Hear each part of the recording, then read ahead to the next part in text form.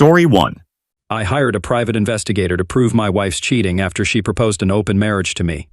I go by Lou, although I'm not picky about what people call me.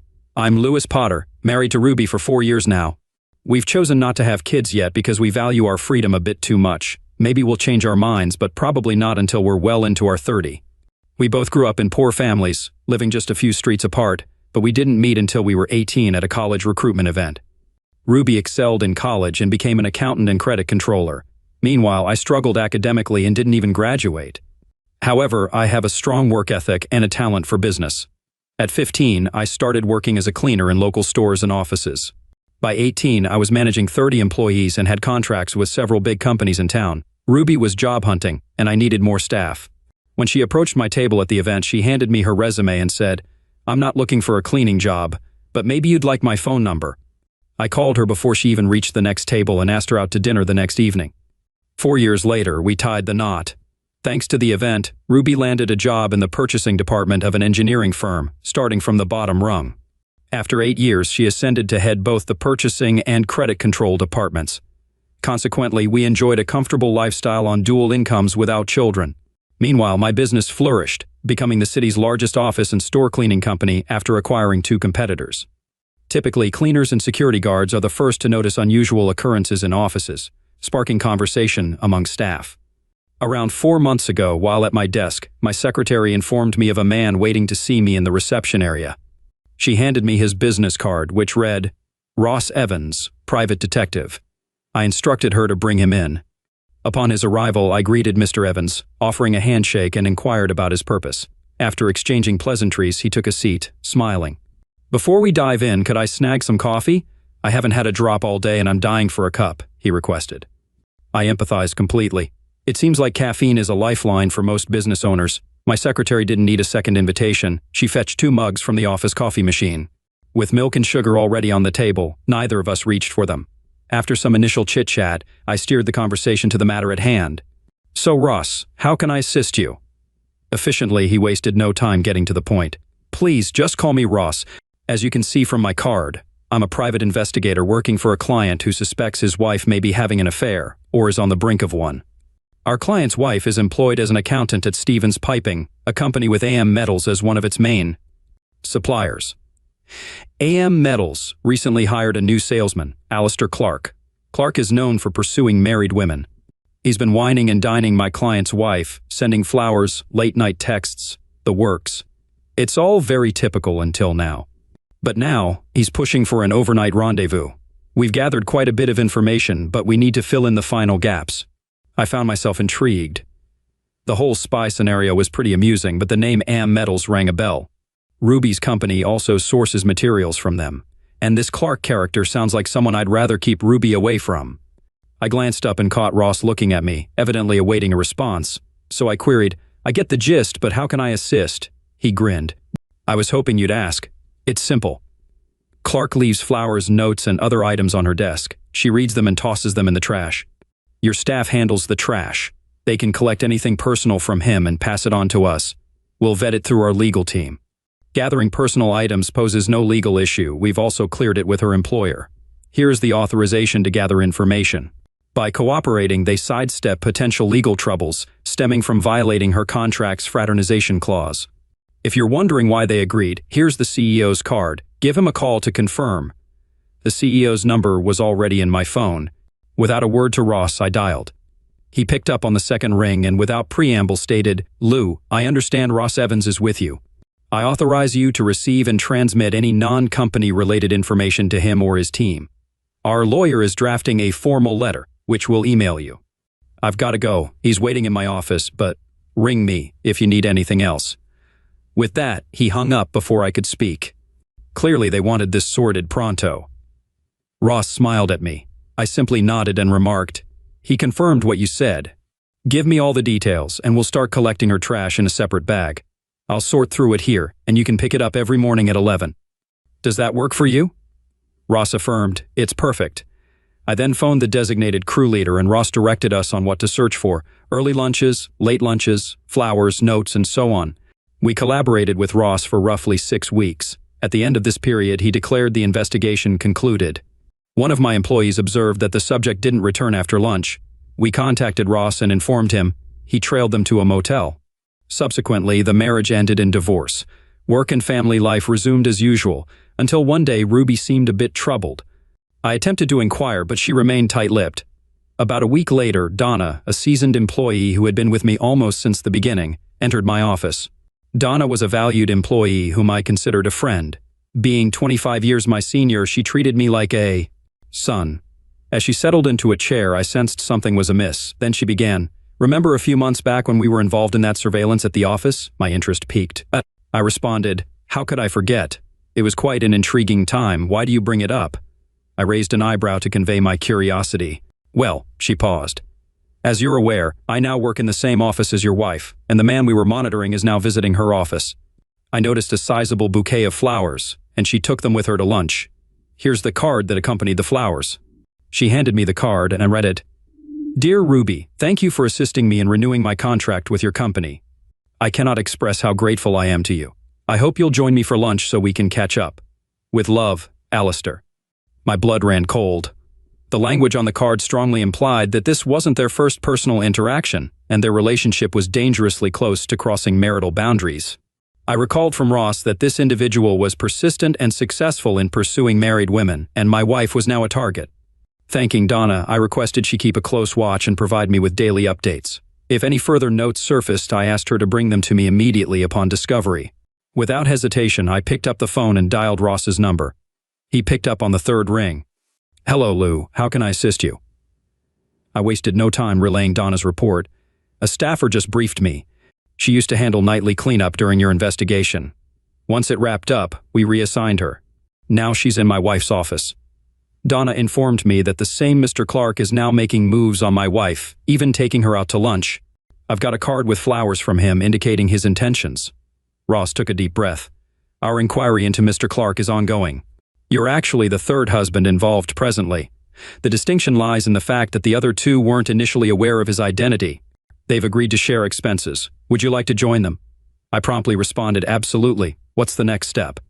Ross suggested meeting with the other husbands at 2 p.m. and proposed, "Could you swing by my office to meet, fill out necessary paperwork, and exchange information?"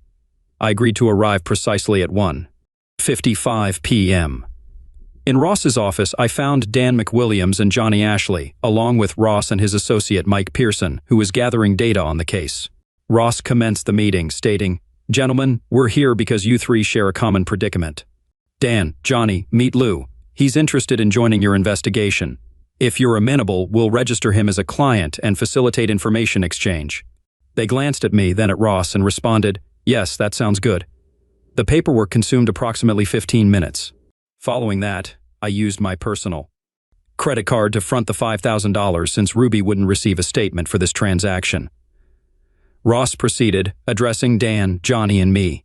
"Our shared issue revolves around Mr. Alistair Clark. Lou, just to fill you in, Dan's wife works alongside Mr. Clark at AM Metals, while Johnny's wife is employed by the school board, which sources metals for tech classes in schools.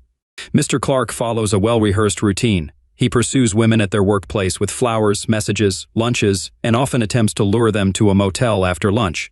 He employs the same tactics with married women, pressuring those with children into infidelity and coercing childless women to request free passes from their husbands.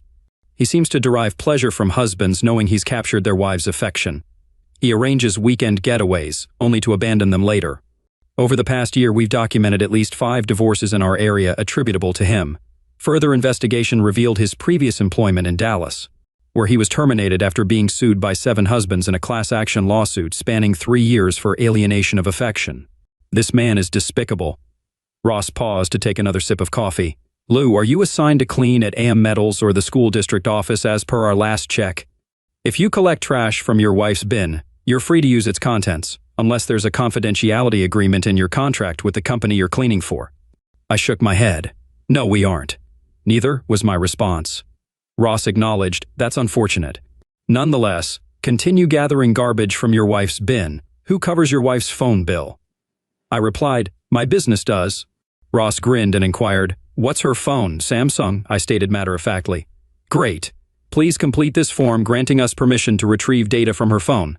He then handed me a paper with a QR code and added, "Scan this code on her phone. It'll direct you to our server. Use the provided username and password, and a program will be installed on her device, transmitting all calls, messages, emails, and WhatsApp chats to us." We're aware he typically uses a mobile phone to avoid accidental answers from spouses on home lines.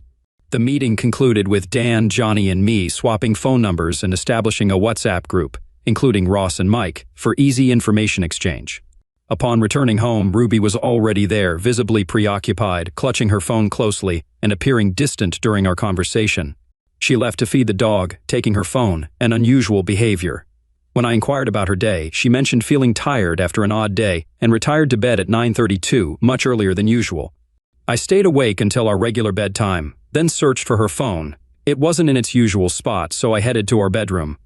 I noticed a telephone cord near the bed and, upon closer inspection, found it beneath her pillow. Retrieving it without waking her was impossible, so I retired to bed, troubled by the situation. Fortunately, she rose in the middle of the night, allowing me to swiftly scan the QR code, input the details, and return her phone unnoticed before her departure the following morning. She aimlessly roamed the house until leaving for work. Had I not engaged her, she wouldn't have divulged anything. Around 11:30 a.m., Mike phoned from Ross's office. They had completed analyzing the initial data dump and he began to elucidate. She established a new email account seemingly exclusively for his use. Conveniently, this aids our investigation. Initially unaware of his means of communication, we're now endeavoring to hack into his email. His correspondences are aggressively persuasive. He coerced her into discussing how you were her first and only, insinuating she needed to explore new experiences to invigorate the marriage. She shared love-making details of your life, which he absorbed and weaponized to his advantage. He hinted at spicing up your bed life and likely proposed a weekend rendezvous during their recent lunch. He's now asserting it's merely physical and insists if she truly loves you, it won't constitute infidelity, leveraging guilt to manipulate her. I discussed her behavior last night, noting she appeared consumed by these thoughts. She didn't even acknowledge my presence last night or this morning. I inquired, are they still in contact or planning another lunch? Mike reviewed the messages and relayed the latest one just received. Let's meet for lunch at the beach club tomorrow and strategize. Lou loves you, and if you tell him, it won't be considered cheating and he can't deny you a free pass. Her response was simply, okay. After wrapping up my discussion with Mike, I leaned back, contemplating my next move. Talking to her directly wouldn't suffice. He'll persist, perhaps even resorting to taking her to a motel for a rendezvous. No, I have to put an end to this or to our marriage. I dialed Ross, exchanging pleasantries before getting to the point. It seems he's making a direct move on Ruby and flaunting it in my face. Even if I intervene, he'll find another tactic, maybe arranging a motel excursion. I need a plan to nip this in the bud, or to end our marriage. I'm considering filing for divorce. I also think I need a backup plan, though I haven't figured out what it entails yet. What do you think? After a brief pause, Ross responded, having a backup plan is wise, but if it fails, he won't relent. I'm familiar with his type, and his ego won't let her slip away. So, if forgiveness isn't an option, divorce may be inevitable. I'll prepare a packet of documents for your attorney at some point, or I can recommend mine. I have my own, thanks, I confirmed. He drafted a business agreement protected by a trust in case of divorce. I contacted my lawyer and scheduled a meeting for the next day at 9:30. Upon arriving at his office in the morning, he scrutinized me. Damn it, who changed it? I chuckled. He knew me too well. Taking the cup of coffee his secretary provided, I began, Ruby is on the verge of betraying me. A salesman at her workplace has set his sights on her. She's taken the bait, and now I see no other recourse. I'm devising a backup plan to halt everything, but if she cheats, plan A goes out the window. We spent the ensuing hour exploring potential courses of action. I favored a straightforward divorce. Our business, safeguarded by the agreement, would be divided evenly, and there were no children, thus eliminating the need for child support. The house would be sold. I had no intention of pursuing legal action against Clark, his employer, or her employer, too costly with slim chances of success. We sealed our agreement with a handshake. After settling the fee, I departed. He mentioned finalizing all documents and storing them in the archives for future reference. Ruby's demeanor fluctuated throughout the week. One evening, she showed affection, while the next, she barely acknowledged my presence. On Friday afternoon, Donna called to share that Ruby had received a sizable bouquet of flowers along with a postcard. That settled it for me, and I asked for her opinion. While composing a message in the WhatsApp group, I noticed Ross's post to Dan, inviting her to dinner at the Holiday Inn. We were aware of his intentions, yet the matter remained unresolved. Urgently, I encouraged Dan to join me, hopeful that he would achieve his objective soon. I longed for a similar resolution in my own situation. I was so preoccupied that I kept dropping things. I messaged the group, informing Mike about the flowers and the message on the card. His response was prompt, "I'll check her email now." Nothing so far. 5 minutes later, my phone rang, and without disconnecting, Mike directed me to check my WhatsApp. Opening the app, I found a document he had sent. It was a confirmation for a hotel reservation at a lakeside spot, approximately 30 miles from the city. The booking was for a double room for the upcoming Friday and Saturday, listing 2 names, Clark and Ruby. Returning to the call, I relayed the grim news. Mike sighed, confirming, "Yes, but the email is even worse."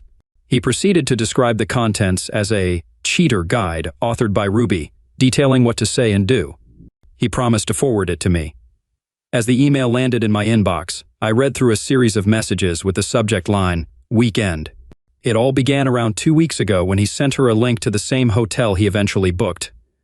In these exchanges, he expressed his desire to pamper her and suggested various forms of entertainment.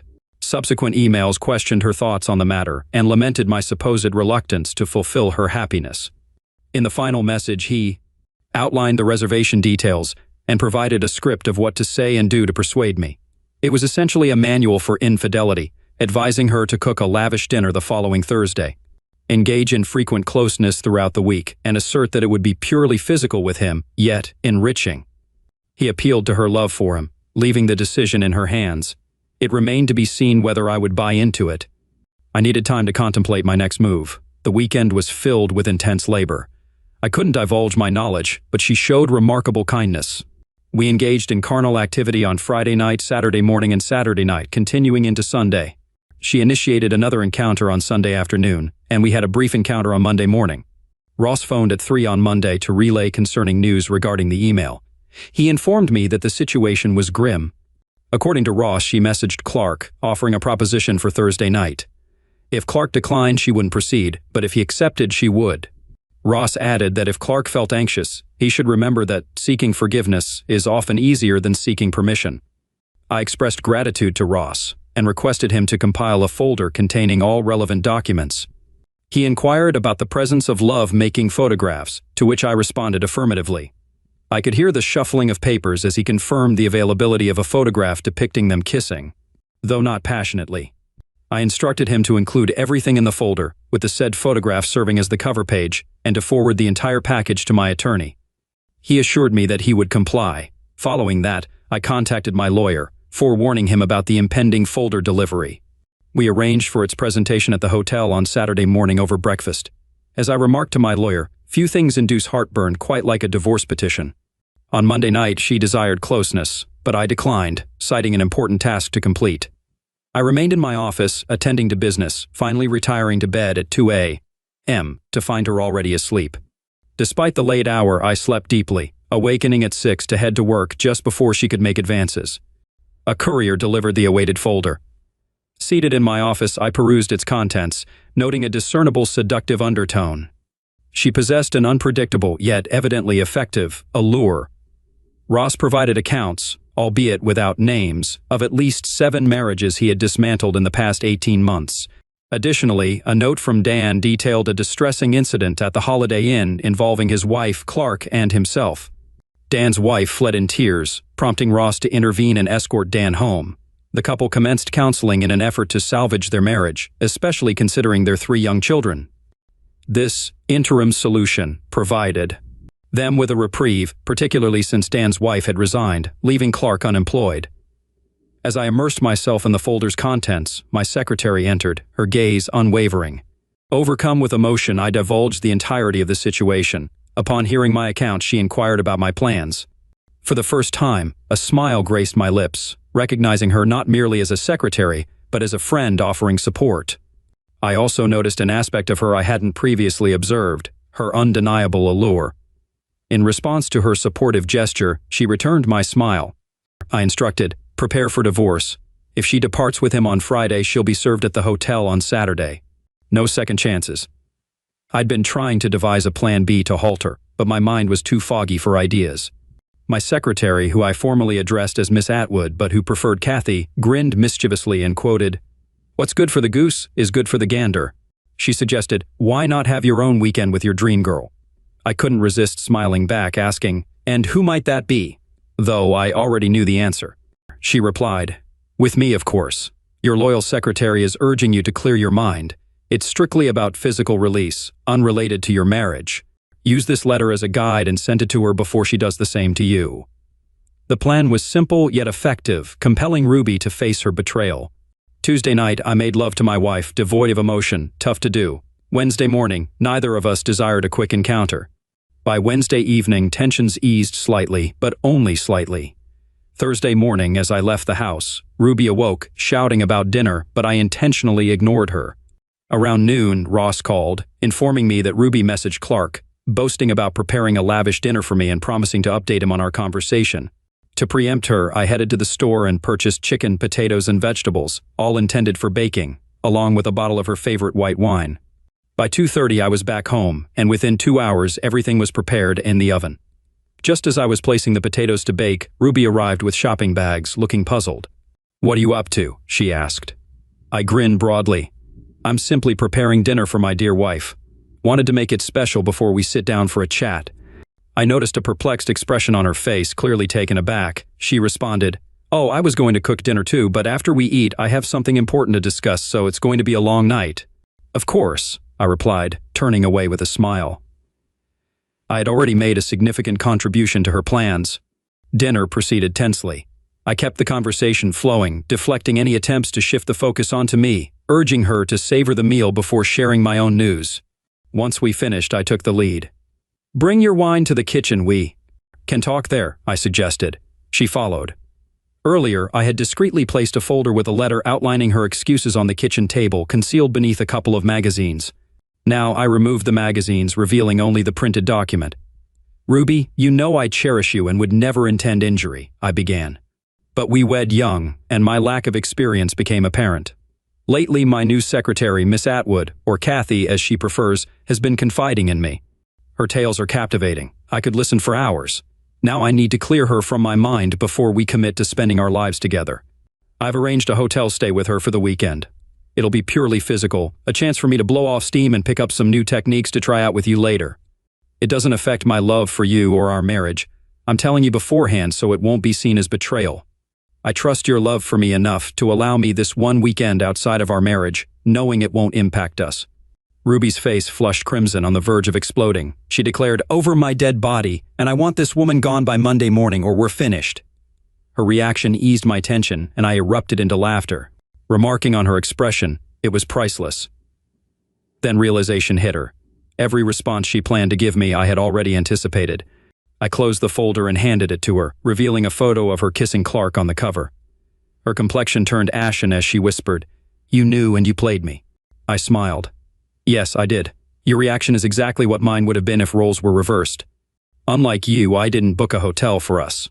Unlike you, Miss Atwood and I never shared lunches, kisses, or conversations about love or closeness. My tale was purely fictional. Yours, however, is quite real." As I spoke, she flipped through the folder, realizing the extent of my knowledge. Dates, times, photographs, emails, transcripts of calls, everything was laid bare. She was furious. "You followed me. You violated my privacy. How could you?" I remained composed. "That's all there is to it. Time to take action or not. I love you, but you need to understand there's a boundary, and you're teetering on it. You got yourself a boyfriend, engaged in an emotional affair, and planned to make it physical. You've humiliated me and jeopardized our marriage in the process. And yet you're angry at me for trying to intervene. I thought we could work through this, but maybe I'm mistaken." I responded more sorrowful than angry. "What do you mean by humiliating you and wrecking our marriage?" "I never intended anything like that. It was separate from our marriage, obviously," she retorted. Classic from the infidelity playbook. "Why should this affect us?" I echoed her words and then pointed out, "You responded to me as if I said the same thing. Over my dead body. So, why is it acceptable for you to cheat, but not for me?" She inhaled deeply as if preparing to speak. I raised my hand and interjected, "There's no such thing as a free pass.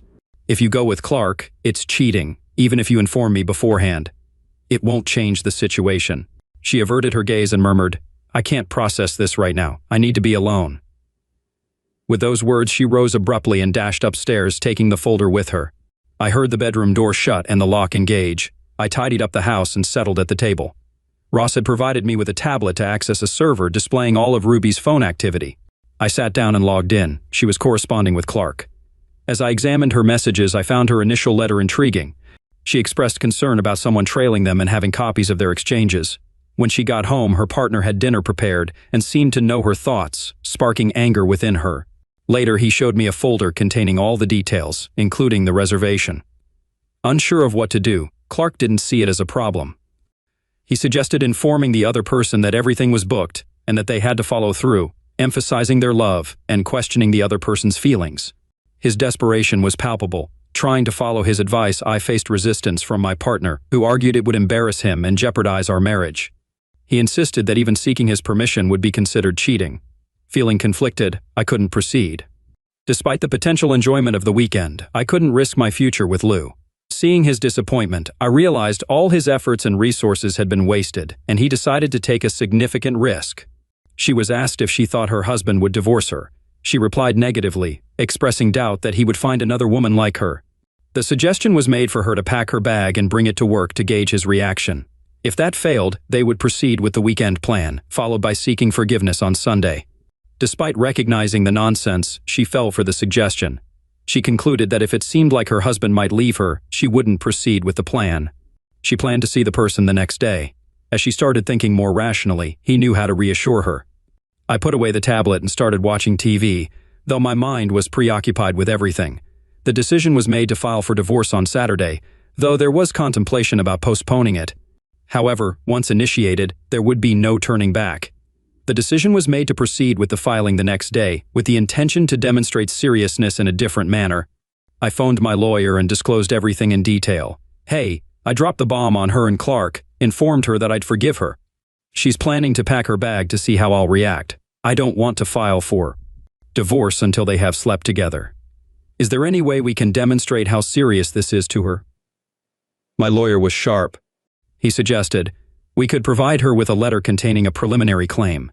We simply assert that you're aware she's planning to engage in an illicit affair over the weekend, and if she proceeds, we'll initiate divorce proceedings Saturday morning at the hotel." I proposed expanding the text a bit and delivering it to her at her office, preferably with Clark present. "What do you think?" "It'll serve as definitive proof that I mean business." She mentioned Clark would pick her up for lunch. I suggest handing her the letter around 11, regardless of his presence. Her employer would understand the situation. He's traditional and won't approve of her actions, but what would really upset him is if a process server showed up and caused a scene. About an hour later, the lawyer sent me a draft of the letter perfectly suited to the circumstances. It detailed all the pertinent information and made it clear that she would be served on Saturday morning. I sent a response confirming my approval of the plan. I checked the tablet, but there were no further messages between Ruby and Clark, so I retired for the night. I tried to open the bedroom door, assuming it would be locked, but found it unlocked instead. Upon entering, I saw Ruby lying in bed, seemingly expecting a romantic encounter.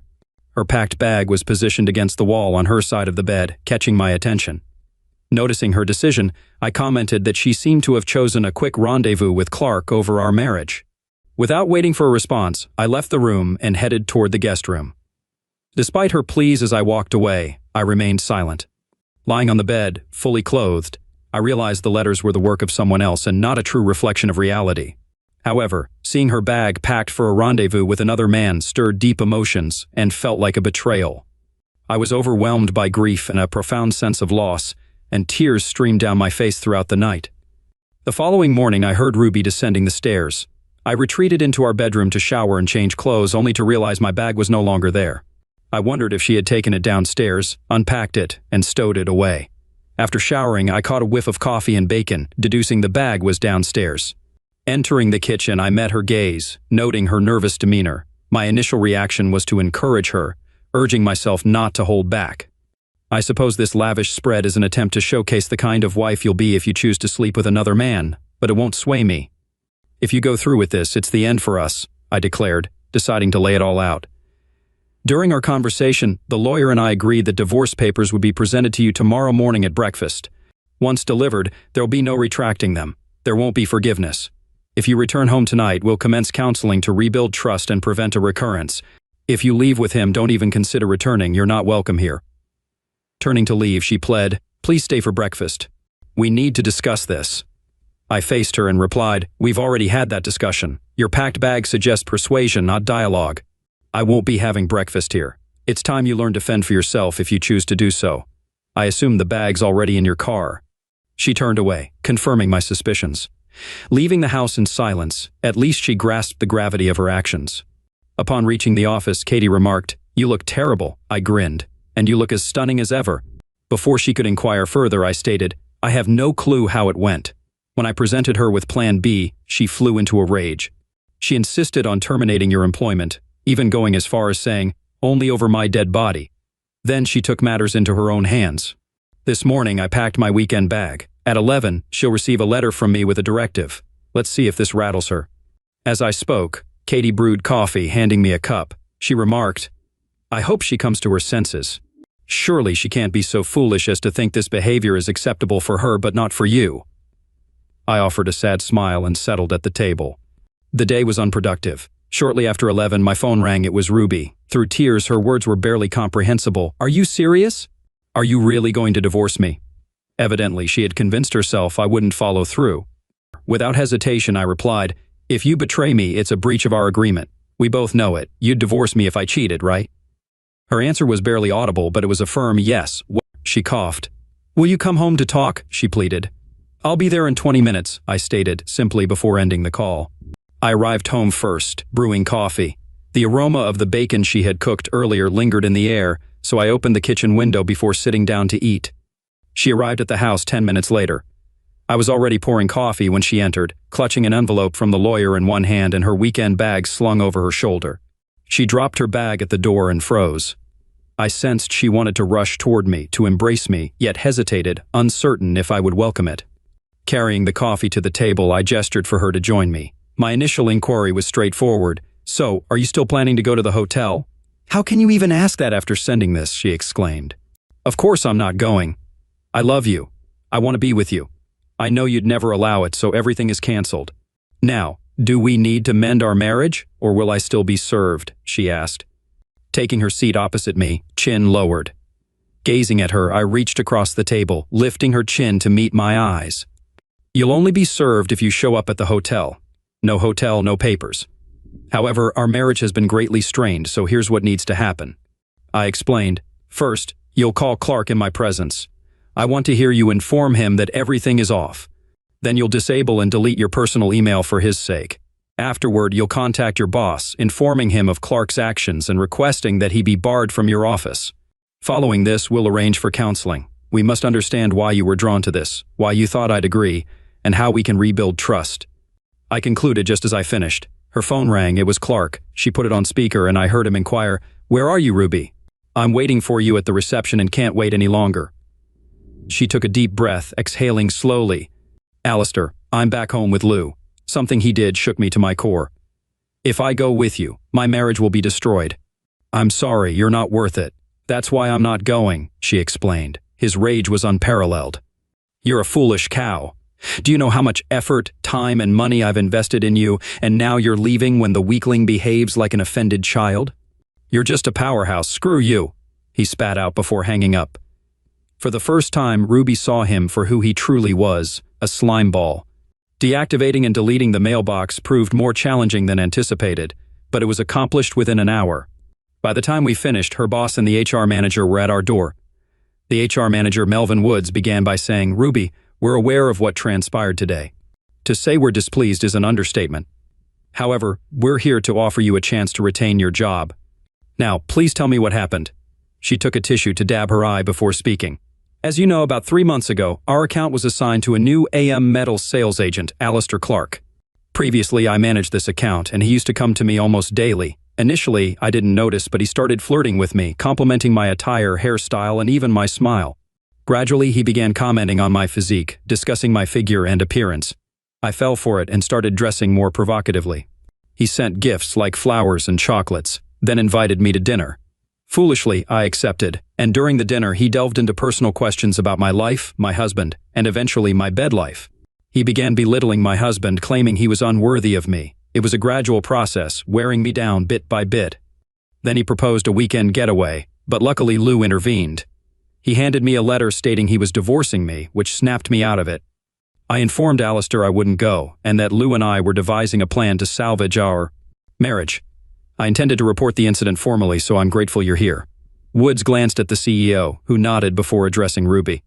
Well, Ruby, we appreciate your honesty. Yes, it was a significant error, and you're fortunate to retain your job. We have issues with the quality of AM Metals products, so we'll be closing his account. Consequently, Clark will be permanently removed from the office. Therefore, no further action will be taken against you. However, if anything similar happens again, you'll be dismissed. Is that clear? Ruby nodded meekly. Yes. They bid us farewell and departed. After their departure, we had lunch and then began searching for a consultant. Fortunately, locating one proved relatively simple. We placed a call and scheduled an appointment. The consultant agreed to meet with us the following day, which was Saturday. The time was set. Seated, we exchanged glances. After about 10 seconds, I approached Ruby, took her hand, and led her to bed. We made love. Later, we retired to bed, and I drifted off to sleep with my head resting on her chest. I woke up around 5 a.m. and we shared a tender lovemaking moment, perhaps the first since she encountered Clark. The consultations proved fruitful. Ruby recognized that Clark had exploited her fear of our lives becoming dull and routine. She also realized that she had unwittingly provided him with the information he needed to manipulate her. As for myself, I came to understand that for him, it was all just a game, and I grew to appreciate the richness of our life together. We didn't require anyone else to guide us. The consultation spanned 3 months. 4 years later, we're still blissfully content. Additionally, Ruby is expecting our first child. As for Mr. Clark, he suffered a nasty fall at our local shopping center while descending the stairs to the parking lot. The circumstances surrounding the incident remain a mystery, but there were at least 5 husbands at the mall that day who harbored ill feelings towards him. Dressed uniformly in black attire and baseball caps, we gathered at the scene. We all shuffled seats, making it impossible to discern who was present at the table and who wasn't. Despite the police's attempts to separate us, none of us revealed any information. I'm certain one of us was responsible. Story 2. My wife just announced she's pregnant, but she has no idea that I'm infertile and can't have kids. So, I recently discovered that my wife, Devon, was having an affair with my best friend, Jeff. And I found this out because she's pregnant. You might ask yourself, oh, but if she's pregnant, how do you know? Well, I got a vasectomy in my previous marriage. So I know my wife has been screwing around on me because there's no way she can get pregnant from me. And some of you might be thinking, oh, you can still get pregnant with a vasectomy. Don't come at me with that. There's a less than 1% chance that I got her pregnant, and we've taken tests since then to prove that it's not mine. So there. Some context. My best friend Jeff recently went through a divorce earlier this year, and I grew up with this guy since we were in grade school.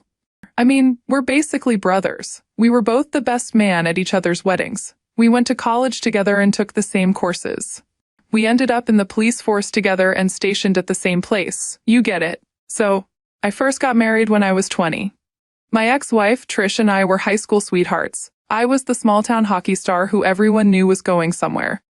She was the smart, cute, funny pastor's daughter who everyone loved. Anyways, we ended up having our daughter when we were 21 and our son when we were 24. We had a miscarriage in between the two. After my son, my ex-wife and I decided we didn't want any more children, so we decided that I should get a vasectomy. So, without telling anyone, I didn't feel like I had to announce it to the world. I went for a simple lunch surgery, went back to work, and no one was the wiser. My ex-wife and I ended up drifting apart, and we separated amicably. It's not that we didn't love each other, we did, but the love just changed. She had started up this home organization business after the kids were old enough to be a bit more independent, and she got really successful with that and wanted to make the brand bigger. So she put in a lot of time with that. I was still really passionate about what I was doing and was getting deployed all over Canada to teach and whatnot, so we both just kind of drifted apart. But we still fully supported each other and the lives we were both leading. My ex-wife and I are still really great friends and we see each other constantly. All of us have even shared holidays together. Anyways, Devon and Trish were on good terms, and they even went out and did things without me too. They had a great relationship. So then, this brings me to Jeff and his wife. We all spent a lot of time together. We did a Friendsmas thing and a Friendsgiving every year. We all spent a lot of time camping together. We did a lot together, and so when he said that he was getting a divorce from his wife Amy, it sort of hit the friend group hard, and we tried our best to support them in whatever way they needed. However, Amy really gave it to Jeff hard and was saying that she was going to take the kids to Ontario to be with her parents, who still live there. Naturally, Jeff was devastated on hearing this, and he tried his best to keep his kids here. But alas, she ended up moving there and did, in fact, take the kids with her. So it was rough to see him go through, and it was hard to see him being treated like that and getting his kids taken away. So, in this time, he really leaned on us, and because they had to sell the house, we let Jeff stay with us for a little bit until he landed on his feet again. Well, a little bit turned into a little bit longer than we would have liked. Then, Devin sort of had this idea that we could renovate the garage and turn it into a suite, so I complied. Jeff was really gracious about it and helped out and spent a lot of time making it his own, whatever. It was a bit of an annoyance, but I wanted to help in any way that I could, and it was better than him staying in our house. At least he was out of the house and in his own space, so that Devin and I could have proper alone time without worrying if Jeff was going to hear, if you catch my drift. Okay, so now Devin. Devin worked as a dispatch agent for a little bit, and that's how we met. The job is actually really stressful, so she managed to stick it out for 2 years. And now she works as a hairstylist and loves it. Devin and I met a few months after the divorce with Trish was finalized. We hit it off really well. She's actually 8 years older than I am. She said that she didn't want any kids, and she was really fun. Like, really fun and wild. We had our motorcycles and went on hunting trips. She was like one of the guys, but like a chick. And a chick that wanted to get down and dirty with you. That's a horrible explanation, but you get it. She was fun. She was everything that I needed at the time. We had the same interests, and we had a lot of the same hobbies. And because she had mentioned that she didn't want any kids, I thought, wow, great. I don't have to worry about telling her that I had a vasectomy. So the topic never came up. Yes, I know, I'm a horrible person. I never told her that I had a vasectomy, but because the topic of kids never really came up, that was sort of it. She obviously was the best stepmom to my kids, and she had always said that that was enough. She wasn't even the marrying type until I just felt like, yeah, I want to spend the rest of my life with this woman. And it just feels right. It's not like she was against marriage or anything, but she just didn't expect it, you know? She didn't need to get married. She was just so chill that way, and I loved that about her. So we ended up having this small, intimate backyard wedding and a fire with a barbecue, and it was perfect. It was perfect for us and all we needed. So yeah, shortly after we got married, Jeff went through his divorce. He was staying with us, blah blah. Now, we worked together, but we weren't on the same team, so he had different shifts than I did. And Devin had a really lax schedule too, so a lot of times, Devin and Jeff were at home together. Alone. At first, I thought it was just Devin being helpful and a good friend, but after a while, it definitely started getting weird. I'd text her during the day and ask her how her day was going, and she'd say, oh, Jeff and I are just out for lunch, and Jeff and I are just out running errands. And I'm like, okay, weird. But then, they were going to the movies together, and then they'd go to concerts together. And then, when I was home, I saw little things that rubbed me the wrong way. Like, he touched her arm when she was talking to him, she touched his bicep when he made her laugh. She'd dish him up food, and she wouldn't dish me up food.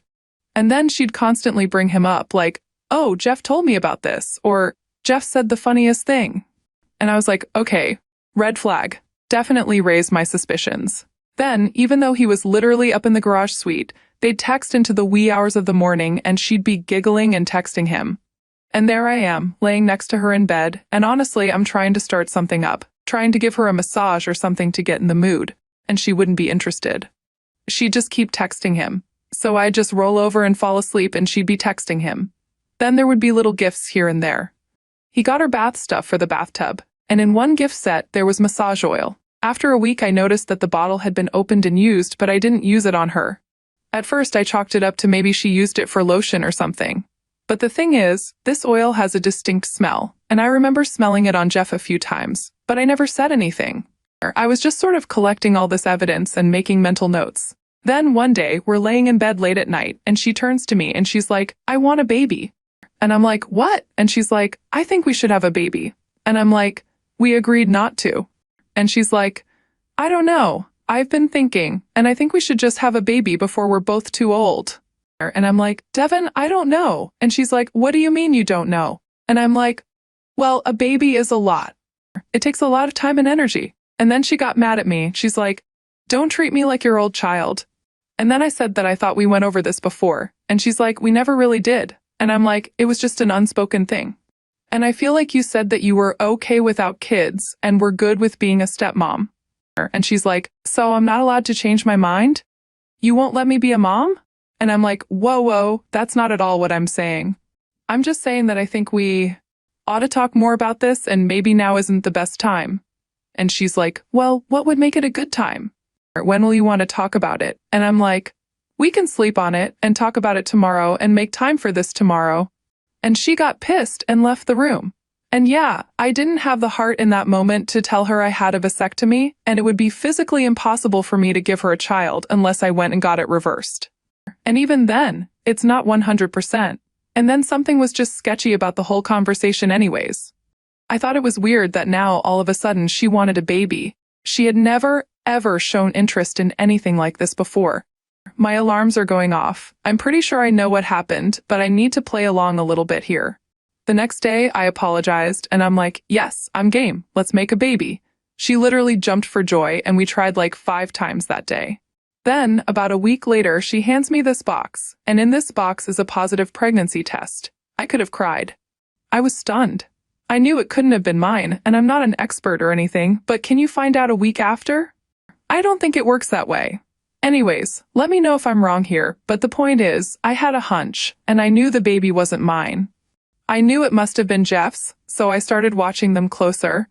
Both Devin and I had agreed not to tell anybody that we were pregnant right away, but when I was watching Devin and Jeff interact, I caught him grazing her belly out of the corner of my eye. I pretended like I didn't see it, but he for sure touched her belly in a loving way. There it was. A few weeks after that. She tells me she's going to her doctor for the first little exam to see how far along she was and that Jeff was going to drive her because he had to do some running around in the area anyways. And I was like, no need. I'm taking time off because I want to be there. And she sort of smiled and was like, you don't have to do that. And I was like, I'm the father. I want to be there. And I kind of smiled and she weakly grinned and I was like, great, of course you do. So yeah. We ended up going to the appointment, and the doctor does her thing with her and asks her when she thinks she conceived. She gives her the date that we did the old deed. There's an ultrasound, and then the doctor comes back and says that she's 12 weeks. And I'm like, how is that possible? And I look at her and she's like, Doc, is this for real? And she's acting all shocked and everything. And the doc is like, yeah, seems like you have a miracle. And I was like, whoa. And I pretend to be totally ecstatic to not tip her off that I knew anything I shouldn't. Then we go home, and when we're home, I was still pretending, and she's like, oh, it was meant to be. What a miracle. I'm so excited. We end up having sex again that night. And I turned over and fell asleep. I had the next day off, but I knew she had to get up early because she had a wedding to do. I knew that was my chance to pack her crap and lock Jeff out of the suite. I knew Jeff also had to get up and go to work, so I did just that. I packed all of her garbage, I stockpiled it in our trailer, and I parked it on the street. I had a spare key to Jeff's suite, so I went in there, packed up his stuff too, and threw it into the same trailer. Then I put this big old lock on it so he wouldn't get in. So, Devin comes home first and sees the trailer parked there. I had changed the locks on the doors and the password to the garage, so she couldn't get in. She's standing there and she's banging on the front door. I talk to her through our doorbell camera, and I tell her that we're done. And I know that baby isn't mine. She's saying that I'm out of my absolute mind and calling me crazy, and she's bawling and making a big scene. And I can see our neighbors looking out their doors and windows, and I'm like, this baby isn't mine.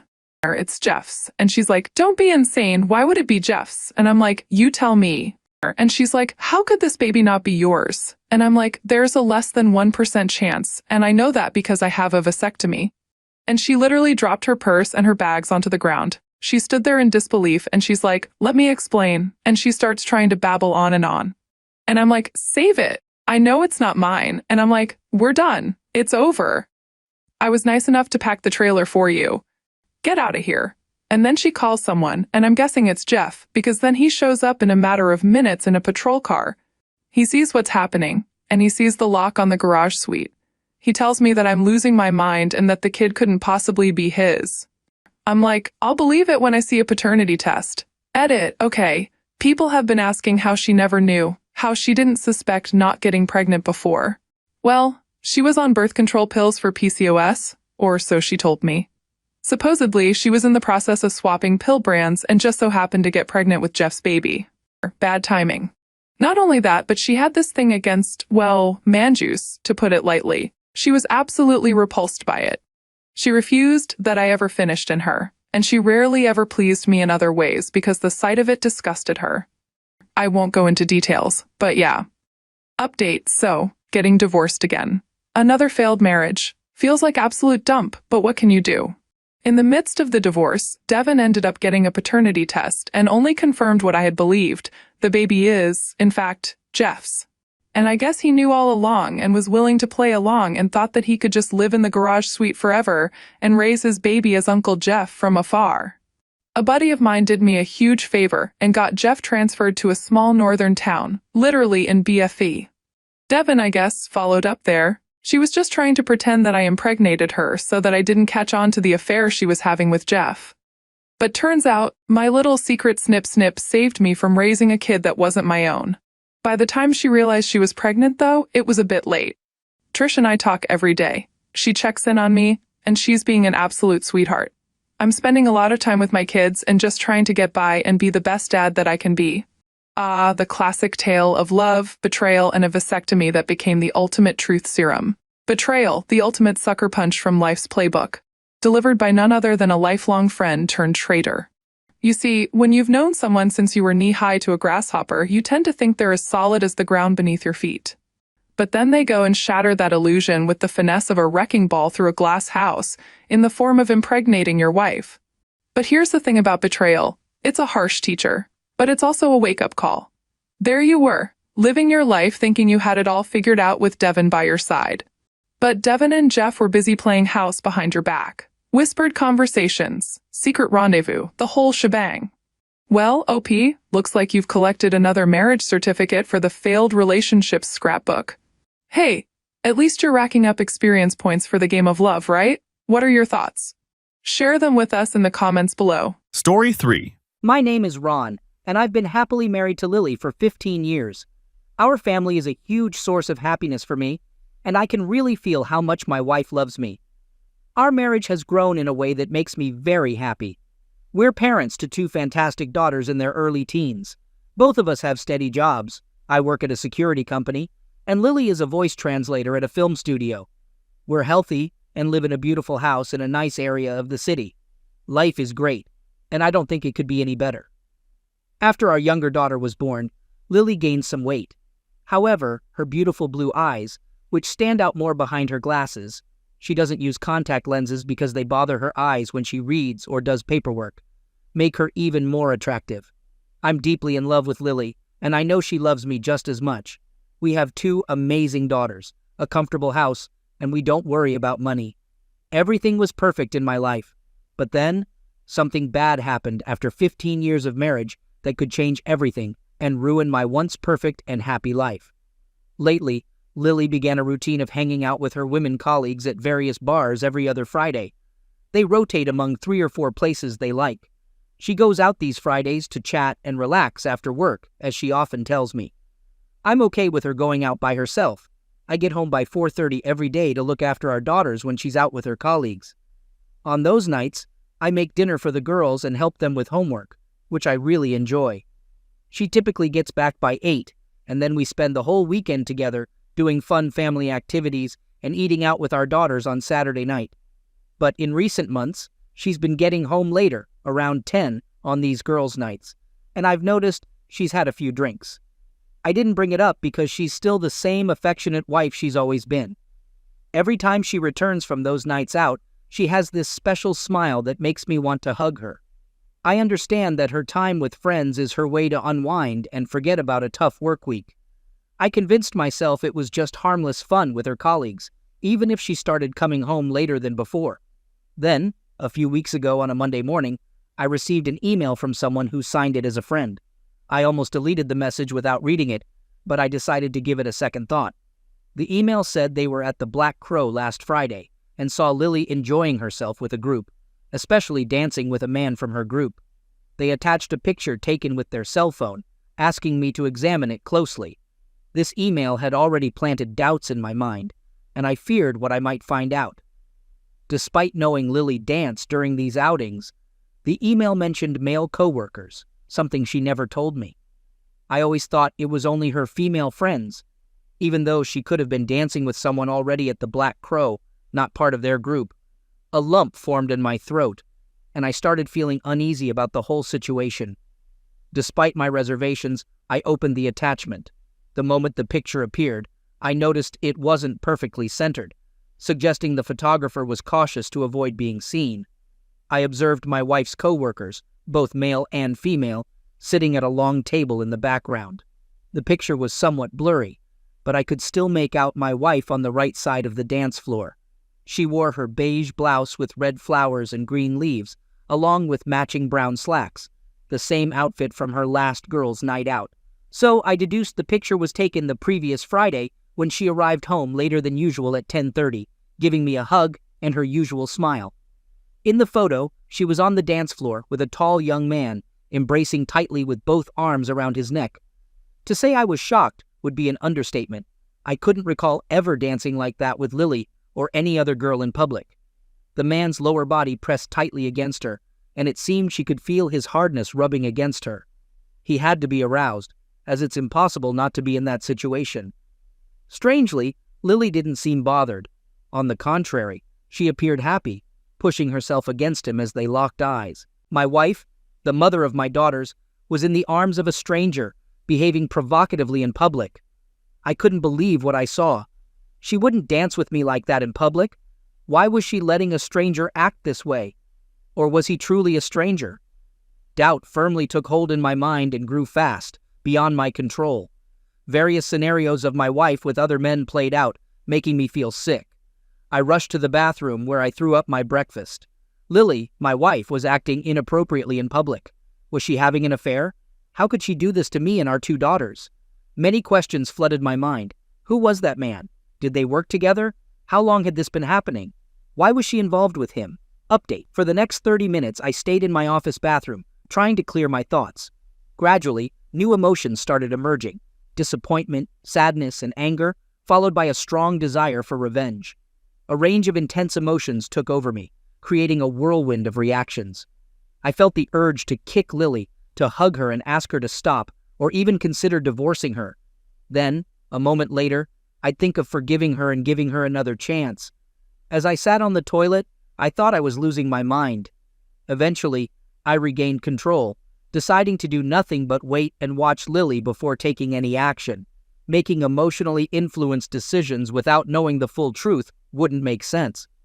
I needed to wait and not tell her about what I already knew. Simultaneously, I was determined to get to the bottom of it all, one way or another. I had to get solid proof of what was going on. Was she cheating on me, or was she just having exaggerated fun? However, I already knew she had lied by omitting the whole truth about her evenings out with the girls. Her movie studio was only a couple of blocks away from my workplace. Since I was often on the road for work, checking on Lily was easy. The next day, at 11:30, I parked at the end of her workplace's parking lot. Feeling relatively safe with tinted windows, I watched the exit door until 1 o'clock, but she never came out. I repeated this for the rest of the week, and on Friday at 12:15, I saw Lily and 3 others, a woman and 2 men, get into a black BMW. Lily sat in front next to the driver, and they drove away. Naturally, I followed them.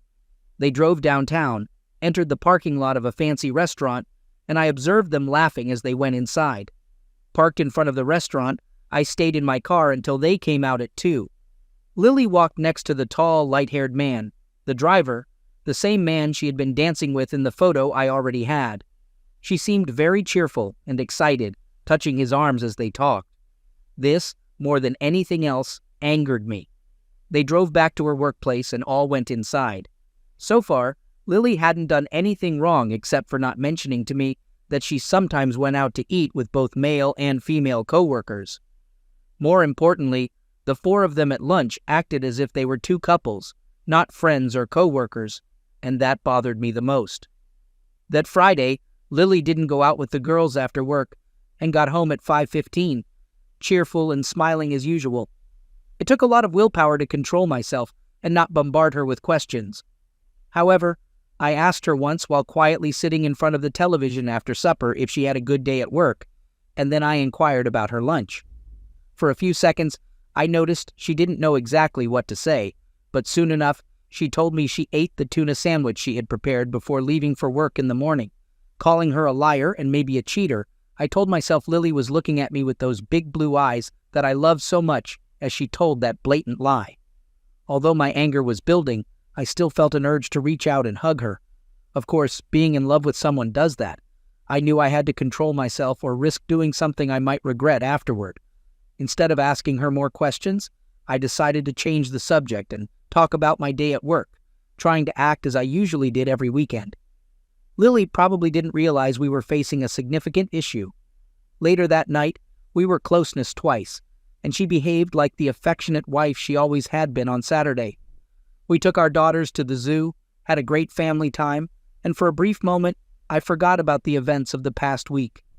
I didn't bother checking on her at noon for the rest of the week because I intended to follow her on Friday evening after work. On that Friday, when my two daughters arrived home at 4:15, I was already there waiting for them.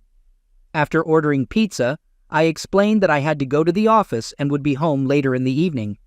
They were old enough to take care of themselves, and it didn't bother me to leave them alone in the house as long as they locked the door. I knew they would be in their room by the time I returned. At exactly 5, I got into my car and drove to Lily's workplace. I observed her getting into her car, and as she left the parking lot, she turned away from our home, heading to a pub for her evening out with the girls. I had no trouble following her, as there was a convoy of 6 cars between my SUV and her Toyota, all driving in the same direction towards a pub, watering hole, or a dance hall, whatever you want to call it. 10 minutes later, I saw Lily's Toyota and the other 6 cars entering the parking lot next to a combination bar restaurant called the Glass Shoe. I stayed in my car, parked at the other end when everyone was inside. I got out, walked around the place to learn more about where she was going. The pub was relatively distant from other buildings, surrounded by parking spaces. 2 sides bordered streets, and the other 2 were defined by a well-trimmed, 5-foot-high cedar hedge, in front of which were parking spaces. I noticed the black BMW from the convoy, which Lily had gotten into for the restaurant the previous Friday. It was now parked separately in front of the cedar hedge, away from the other cars. I observed separate sets of doors, one for the restaurant and another for the bar. There were fire doors at the back for both, but those were for emergencies only. Another entrance on the other side, where most cars were parked, also led to the bar. However, Lily's group had entered through the door for the restaurant part of the building. I returned to my car and began changing into clothes I had brought for the occasion. I wore a baseball cap and a black windbreaker. Then I added a pair of glasses to my disguise. Then, to change my facial features somewhat, I inserted a protective denture into my mouth, similar to those worn by boxers.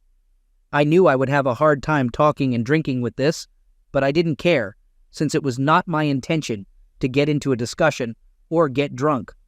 Looking in the rearview mirror, I knew that no one would recognize me. I waited another hour in my car before entering the bar. The group, including my wife, was seated together near the dance floor, drinking and having fun. Seeing Lily sitting close to the same guy she had gone to eat with the previous Friday saddened and disappointed me. I suspected that something might be going on between them.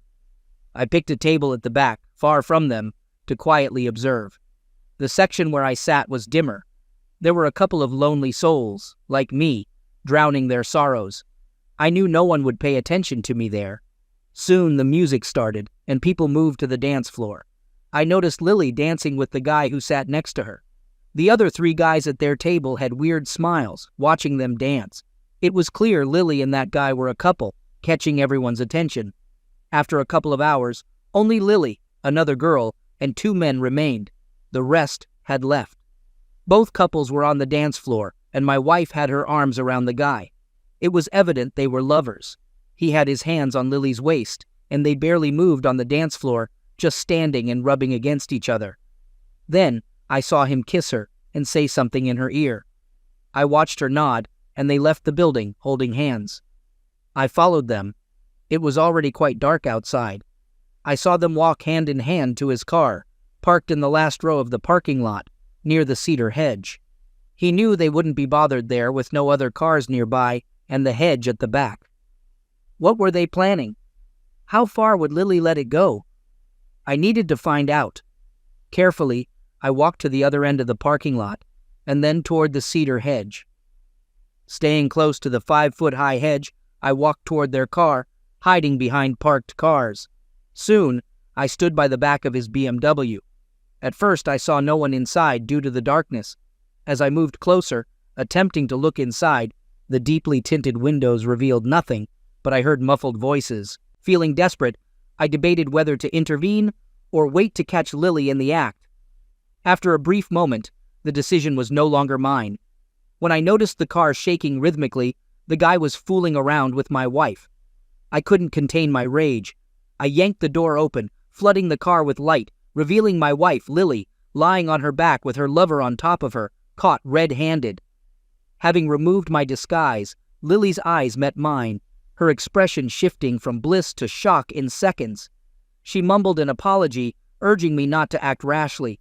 Then, with urgency, she declared it meant nothing and asked me to wait for her, claiming she was going home. Slamming the door shut, I walked away, heading straight to my car. By the time I left the parking lot, Lily was already halfway to me, shouting for me to wait. Update. Lily arrived home less than 5 minutes after I did, appearing disheveled with messy hair and crumpled clothes. Tearfully, she approached me. She expressed deep remorse, apologizing for hurting me and breaking our marriage vows. Lily claimed that had she known I was being betrayed, she could have engaged in similar indiscretions. Despite her pleas, I felt an unexpected surge of anger. Her apologies continued as she insisted that her actions meant nothing to her, professing love for me and emphasizing the importance of our family. Overwhelmed, she cried, hiding her face and eventually sitting on the couch due to shaky legs. Dismissing her apologies, I asserted that what she did to our marriage was unforgivable and demanded to know the identity of the other person and the duration of their affair. I felt a sense of relief as she moved to the couch, removing her from my immediate presence. The urge to physically react to her betrayal lingered. She revealed the man's identity, someone from her workplace, and pleaded for understanding, claiming the affair should never have occurred. Lily justified her actions by pointing to supposed deception during girls' nights over the past 2 years, but insisted it didn't diminish her love for me. Expressing my inability to live with the public nature of her affair, I highlighted the impact on our reputation among coworkers and at social events. Lily begged for forgiveness, vowing that the betrayal would not recur, and emphasizing the importance of salvaging our marriage and family. While she continued to speak, I stood up, turning away from her. I decided to leave to give myself time to think. I confronted her about destroying our marriage through her initial infidelity. A sudden cry and loud moan caught my attention, prompting me to look back at Lily on the floor, crying in desperation. Despite the overwhelming urge to comfort her, the anger and sense of betrayal made it clear I couldn't trust myself to stay near her. I silently left the house, spending the night in a hotel room without sleep. The next morning, I called my secretary and informed her I wouldn't be going to work for the day. I stayed in my room until noon. After grabbing a quick bite at the hotel restaurant, I passed by my house on the way to the office. There was a green Toyota in the driveway, which I recognized as Francine's, Lily's sister. At least I thought my daughters had their aunt's company along with that of my cheating wife, providing a bit of comfort. What I didn't know then was that Lily was in the hospital. After leaving the house the previous evening, explaining the situation to her sister on the phone, Lily had a breakdown. It was only once I reached my office that I got the news. Francine, Lily's sister, called me, and we had a lengthy conversation.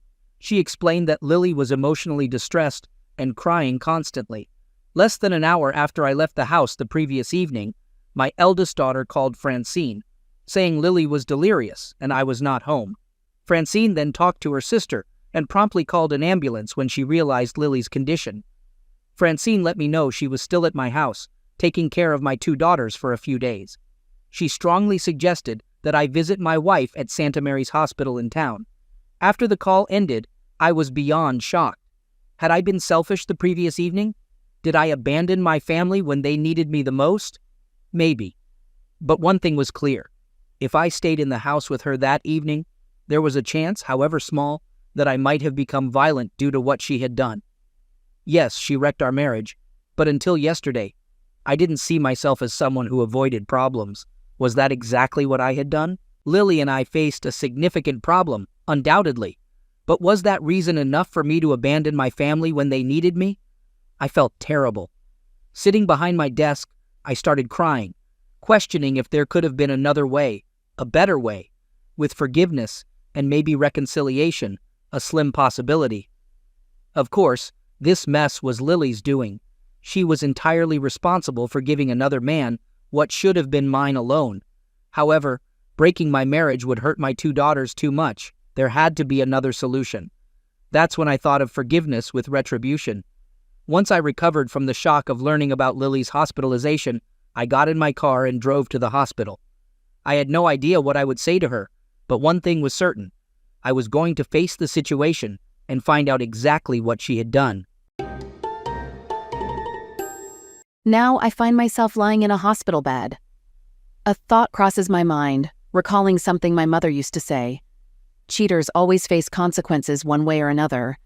Ron and I tied the knot when I was 20, and we were genuinely happy. We had 2 amazing daughters, a lovely home in a great neighborhood, and financial stability. More importantly, I loved my husband, and I knew he loved me back. When my youngest daughter turned 6, I landed a job at a film studio near Ron's workplace. With the fall of the Iron Curtain and the gradual democratization of communism, there was a high demand for U.S. films in Ukraine. Being fluent in Ukrainian and having acting experience from university, I secured a position as a female voice translator for English films, translating them into the Ukrainian language. It was a fantastic job with good pay, and I excelled at it. After 5 years, a new voice translator named Viktor Daninko joined us. He was a tall, attractive man in his late 20s with dark blonde hair. Most girls at the studio had a crush on him, but he seemed oblivious to the attention. Vic, born in the U.S. with Ukrainian-speaking grandparents, was perfectly bilingual. We started working together often, and a deep friendship developed between us. That's when my troubles began. Without realizing it, I found myself thinking I was in love with him. Initially, he treated me like the other girls, discussing work matters, and we worked well together. Eventually, he started joining us on alternate Fridays, and our friendship grew into something deeper. We became more than just colleagues. We became good friends.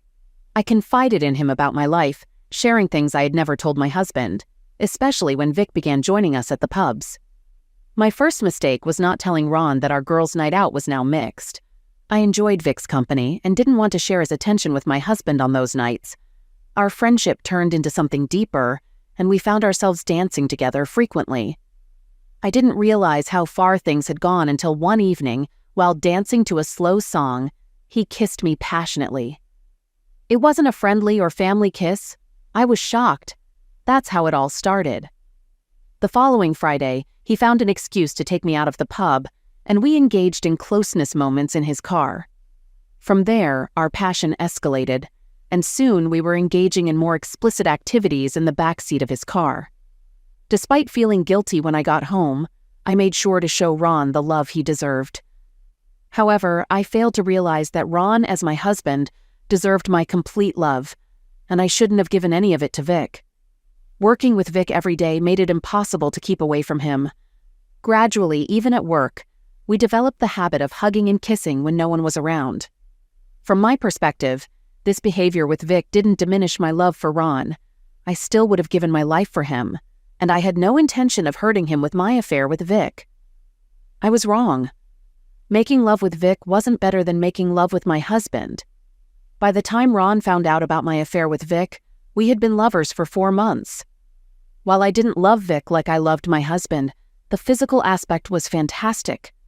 The freedom I felt with Vic, not having to restrain myself, made all the difference. When making love with my husband, I had to hold back to avoid him thinking less of me. With Vic, I had no such restrictions since I didn't care what he thought about me. This was the main reason I did things with Vic that I had never done with my husband. I think Vic and I were really thoughtless and careless in how we behaved in front of our colleagues. Vic didn't care much since he wasn't married, but because of our public behavior, it was only a matter of time before my husband found out about me and Vic from a jealous coworker. We should have been more discreet. Even if Ron never found out about my affair, I now understand it would still have been terribly wrong. The evening Ron caught us was the worst moment of my life. He yelled at me to go to hell and take my lover with me. Just before he turned to leave the car, I knew my marriage was in deep trouble. I even stepped on Vic in my rush to leave his car and catch up with my husband, but I was too late. By the time I was halfway to his car, he was speeding away, leaving me standing there in the middle of the parking lot. Until then, I considered my love for Ron like a fire, burning only for him, and I knew he felt the same about me. Then one day, when Vic entered my life and kissed me for the first time, it was like a spark from that fire ignited another fire, burning for Vic. These emotions for Vic didn't take anything away from the love I felt for my husband. I convinced myself it was like when my youngest daughter was born. Loving her with all my heart didn't reduce the love I still had for my eldest daughter. It's incredible the things we tell ourselves to justify our basest urges. Children don't expect a parent to love only them, and we never vow to our children to forsake all others. Yes, the love of a parent for a child is far different from the love one should have for their spouse. But I made sure those thoughts never reached my consciousness while I played games with Vic. I know my husband doesn't see it the same way I did then, and I don't blame him. I understand that if the roles were reversed and he had another woman in his life, I would be devastated. Human thoughts and emotions are mysterious, and sometimes we shouldn't try to reason them. So now I'm here in a hospital bed. Each time I wake from my dreamless rest, I start thinking about the events of the last few months. I cry and feel sorry for myself. Then the nurse injects me again with something, and I sleep once more. A wonderful sleep that allows me to forget everything. I wish I could never wake up again and find peace with myself. But each time, just before I pass out, I see a picture of Ron and me on our wedding day. Oh, God help me. My children, my husband, I can't leave them. I must fight the urge to hide on the other side. Life is a never-ending combat. My father once told me, if you stop fighting, then you had no right to be living in the first place. I am alive. Ron and my daughters are alive, and I will live also. After all, they are the loves of my life. Yes, I will fight for my husband and my family. To me, Vic is just dirt now. He had absolutely no right to be in my life in the first place. If Ron allows me, I will be once again and for the rest of my life, the faithful wife I used to be.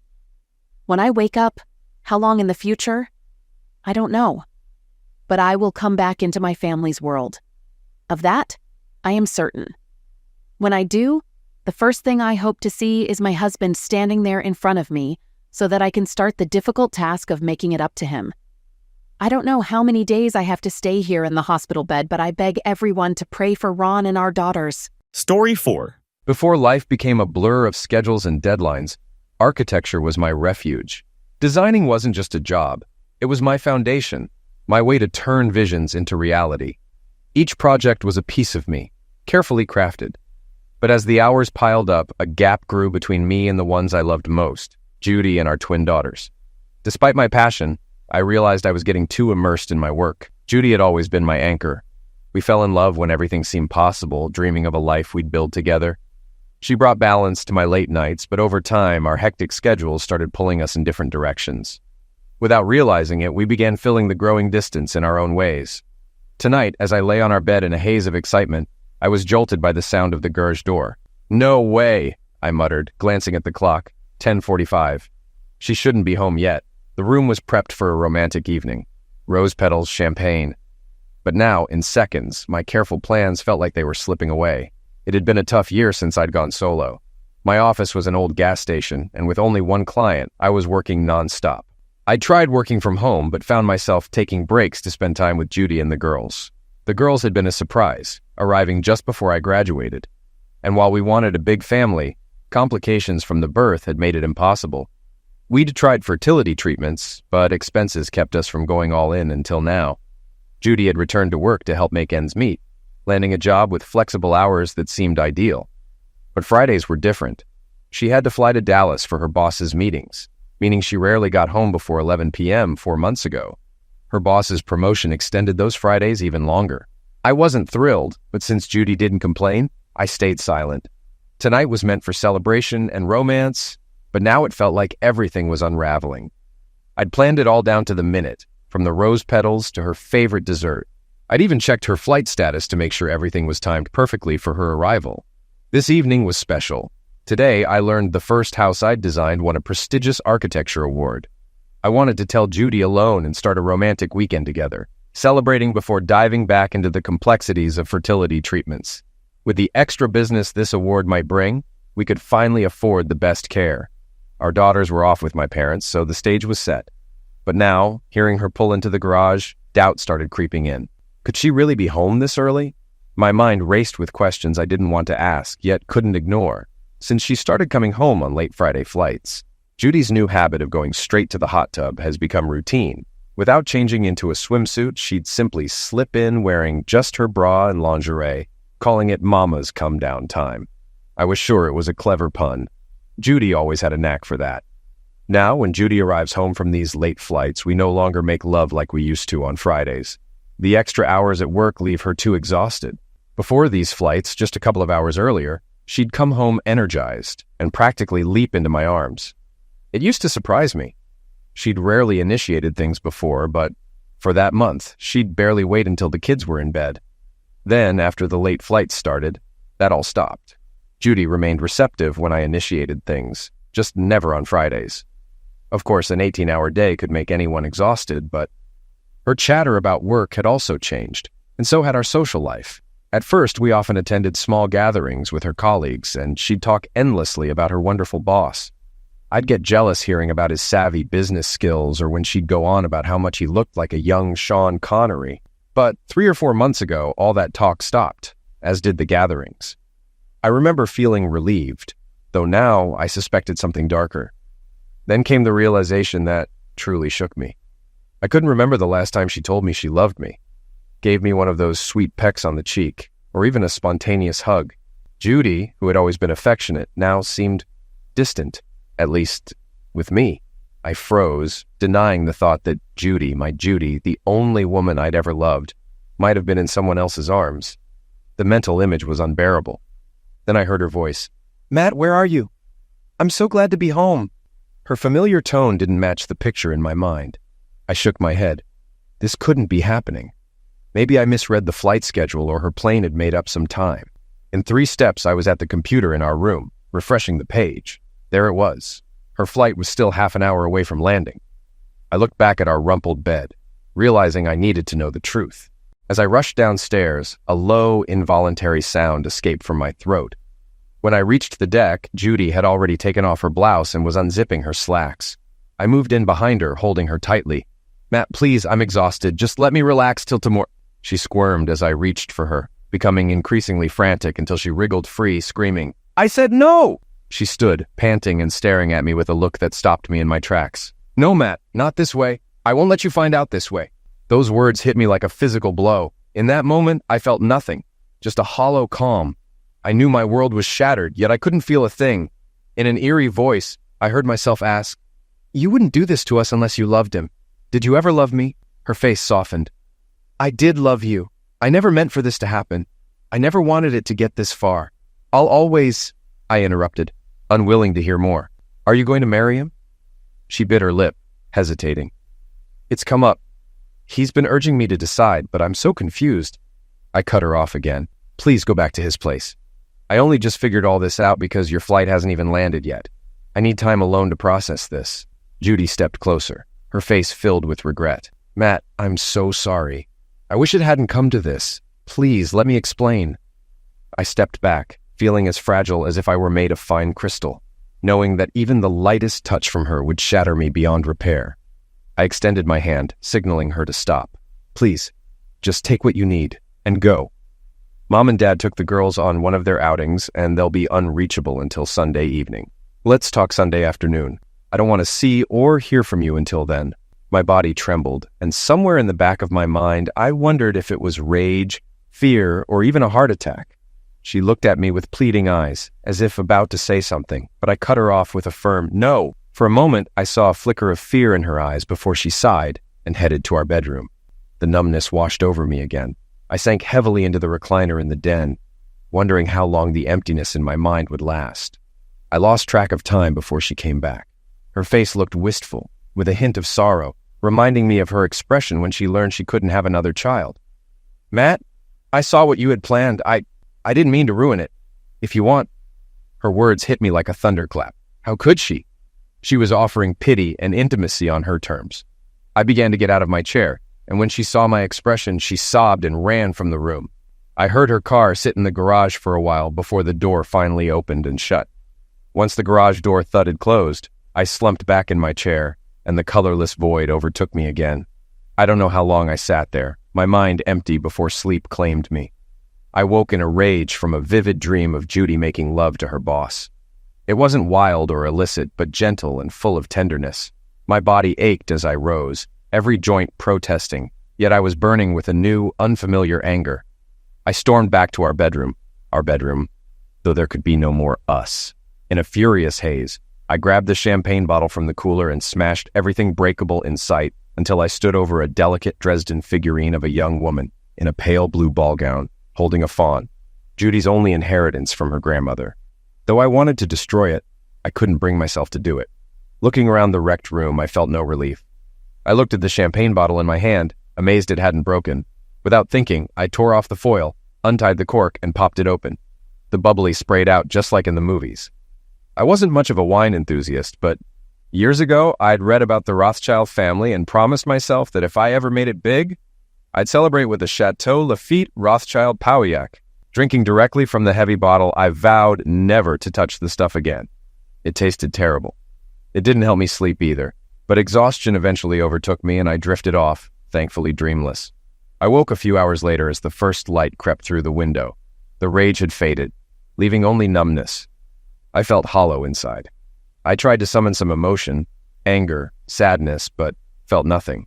I knew my marriage was over, but my mind refused to accept it fully, instead searching for memories of the past. I met Judy while attending the University of Texas. She was at Southwestern University in Georgetown and played on their Division III soccer team. I played club soccer at UT and had organized a team to compete in a 7-a-side tournament on SU's fields. Judy had come to watch, and I was instantly drawn to her. In my attempt to impress, I made a complete fool of myself, and our team didn't even advance, despite winning the tournament the year before and again the following year. Judy, kind as she was, pretended not to notice. From that day on, we were inseparable, driving the 26.8 miles up and down I-35. So often we could have filled a fuel reserve. But it didn't matter. She was a maid when we met. I'd had one high school girlfriend, and back then, I counted every moment we shared intimately. But with Judy, I lost count that first weekend at the Four Seasons after her sorority's spring formal. The funny thing was, we didn't make love that first night. As we undressed, Judy panicked, saying she couldn't, not without a real commitment. Without clothes, I knelt and proposed to her right then. Standing there in her bra and clutching the sheet, she accepted, though she still wanted a ring. I slept on the floor that night. The next morning we went to America's Diamond as soon as they opened, and I bought a ring I hoped she'd always be proud of. Back at the hotel, we exchanged private vows before God as I slid the ring on her finger. As we kissed, she guided me to the bed, her breath deepening as I touched her under her blouse. My hand moved to her thigh and slid under her skirt, feeling her respond with warmth. She hesitated briefly, then opened up to me, pulling me closer as we moved in sync, anticipation building between us. Moving with her growing warmth, I carefully slid a finger inside, feeling her tense before easing into her comfort. She gave me a shy smile, pulling me closer. Realizing her reluctance as I started to remove her lingerie, I paused, and she asked me not to look. I nodded, understanding her vulnerability, and gently suggested we move under the sheets. She looked relieved and, after a little encouragement, took off her blouse, hesitating. "I know I'm small," she started. "Sweetheart," I replied softly, liking the sound of that word. "You're perfect exactly as you are." She blushed with pleasure, letting her bra slip off, and pulled me to her. With a gentle smile, she opened herself to me, and I whispered that I loved her. As I moved forward, feeling her body adjust, I couldn't hold back and finish sooner than I wanted. Embarrassed, I tried to stay composed, but couldn't. Her expression was curious, and I apologized, saying I'd just been too excited. She kindly reassured me, saying, "We've got a lifetime to get this right, and practice makes perfect." Ready to try again? Though I wanted to, I admitted I'd need more time and mentioned I'd have to pick up more supplies, smiling at the thought of all the future moments we'd share. We married the following Christmas, settled in Round Rock, and finished school together. Throughout our marriage, I'd always felt confident she enjoyed our intimate life, and I took care to make sure she was happy in our family life. I adored her, and even brought a grass plug from her college soccer field to plant in our yard as a symbol of our love. I couldn't find any reason in our past for her actions. Sipping tea in numb silence, I felt no real emotions, even anger, though I realized our marriage was over when I discovered her infidelity. The day before, in a moment of rage, I destroyed her clothes, slashing through everything without fully realizing it, a chilling reminder of a painful childhood memory. I redirected my focus to her affair with her boss, James Capote. Despite their relationship, I felt no pain thinking of her with him. I was certain I could win her back if I wanted, given her guilt, our children, and my understanding of her. Yet, I disliked Capote from the start. He'd been divorced with limited custody of his children. And though I could see why he'd pursued Judy, I found it hard to believe she reciprocated. Refusing to linger on what went wrong, I began researching Texas divorce laws, discovering it could be finalized in as little as 60 days if uncontested. I printed the necessary forms, focusing on securing a fair outcome for our daughters. Although tempted to cancel our credit cards and empty our accounts, I decided to trust that Judy wouldn't act against our family's interests. I wanted to keep the house so the girls wouldn't have to move. We'd borrowed heavily to start my business, leaving only a little equity. But with the upcoming prize, I could buy Judy out. I didn't want her or Capote to have any claim on it, so I needed a quick settlement. The prize announcement would be in 3 months, and although the winners were usually notified in advance, it wasn't yet public. With that, I knew it was important to finalize things soon and fairly. Balancing my emotions, I planned to have an appraiser assess everything, including the items I'd damaged, and offer to buy replacement items as part of the settlement. I focused on dividing our property in a way that would be fair and secure stability for the girls. That night, though I couldn't eat, I knew I'd need strength, so I ordered pizza and worked through the details of our separation. Though I knew I still loved Judy, her choice to be with Capote ended things. I considered if I could leverage her tendency to defer to my wishes to influence her choices, knowing I could exert subtle pressure. Deep into the night, I carefully planned my next steps. Around 8, Judy called. I composed myself before answering, reminding her that her choices had ended our marriage and that we needed to consider the girls. I asked if she wanted a peaceful separation or a battle. She tried to explain, saying she didn't want to hurt me and didn't want me to hate her. But I cut her off, expressing my anger at her betrayal. I reminded her of the impact on our daughters, stressing how important it was to approach this responsibly. I told her we should break the news to the girls together, but warned her not to reach out to me afterward, except about the children. I offered to pay for an apartment, but suggested she not live with Capote, unless they married, for the girls' sake. After a tense silence, she asked if she could come over to talk, but I firmly refused. Finally, I urged her to marry him, partly for the girls, and partly for my own closure, so I wouldn't feel that our marriage ended for a fleeting affair. After a pause, she agreed to do things my way. If there's a hell, I've been there. I stayed detached, or I don't think I could have handled the pain on my daughters' faces when Judy began the, "You need to know your daddy and I love you very much, but sometimes adults make mistakes," speech. She talked in ways the girls couldn't understand, so I finally said gently, "Your mommy has fallen in love with someone else and wants to marry him, so we'll need a divorce." Instantly, I regretted saying it. As I held my daughters, their faces frozen in pain, I remembered a friend whose father liquidated his mother and himself in front of his kids, leaving them in an endless custody battle. At that moment, I understood the despair he must have felt. It took everything in me to resist a violent response. I'd never known such hatred as I did watching the hurt in my girls' eyes. I barely heard anything else as Judy spoke, until one of the girls asked, "But Mommy, why don't you love Daddy anymore?" Judy looked broken, but managed to say, "Mommy still loves Daddy. She always will." I added, "Mommy had to choose, and she chose him. Sometimes people can love more than one person, but they can only be married to one. Mommy needs to be married to Mr. Capote, but we'll work to make this as easy as possible for you." Suddenly, Carrie lunged at her mother, hitting her as hard as she could. Lori joined, swinging a brass kaleidoscope and cutting Judy's forehead. I pulled Lori back, but didn't comfort Judy. Coldly, I told her, "You've upset them. I think you'd better go. I'll tell the captain when you can pick up your things." Judy, bleeding, went to the kitchen for ice. When she returned, I held our daughters close as they cried. As she began to speak, I interrupted bluntly, asking if she'd be staying with the captain or if she wanted the girls to only call her cell phone. Calm, but clearly hurt, she replied that yes, she'd been staying with him for the past 2 nights and had hoped we'd talk to him together. I then told the girls to go to their room, explaining that their mother and I needed a moment alone. Once they left, I told Judy that the captain deserved to hear the news from her directly, and that she'd likely want to start planning the wedding. I handed her a packet of legal documents I'd prepared, explaining that it outlined my plan for dividing our assets. I added that I was open to terms, except for the girls' custody and her continued use of my last name. If she married Capote right after the divorce, I said I'd reconsider on the name to help shield the girls from the situation. I told her I wanted it over as soon as possible, 60 days from Monday. Taking a deep breath, I admitted that I had lost control earlier, but if she agreed, we could meet with the lawyer in the morning to settle everything and have the papers filed by nightfall. I added that if she was willing, I'd do all I could to support her relationship with the girls, promising that I'd never tell them, the captain, or anyone else that she had broken up our family. Judy seemed like she wanted to interrupt, but her tears finally started to fall, and she quietly turned and left the room. After putting the girls to bed, I sank into my chair, buried my head in my hands, and whispered, feeling a pang of regret, "The captain? This is going to crush him. He doesn't deserve this." Judy's father, though a retired admiral, never used the title since he hadn't served in that rank. A landing accident during his last command left him paralyzed, and despite his disability, he'd raised Judy on his own after her mother passed. He was like a second father to me, filling a space my own father, often absent for work, couldn't. The captain had a unique strength, even in a wheelchair, that had deeply influenced me.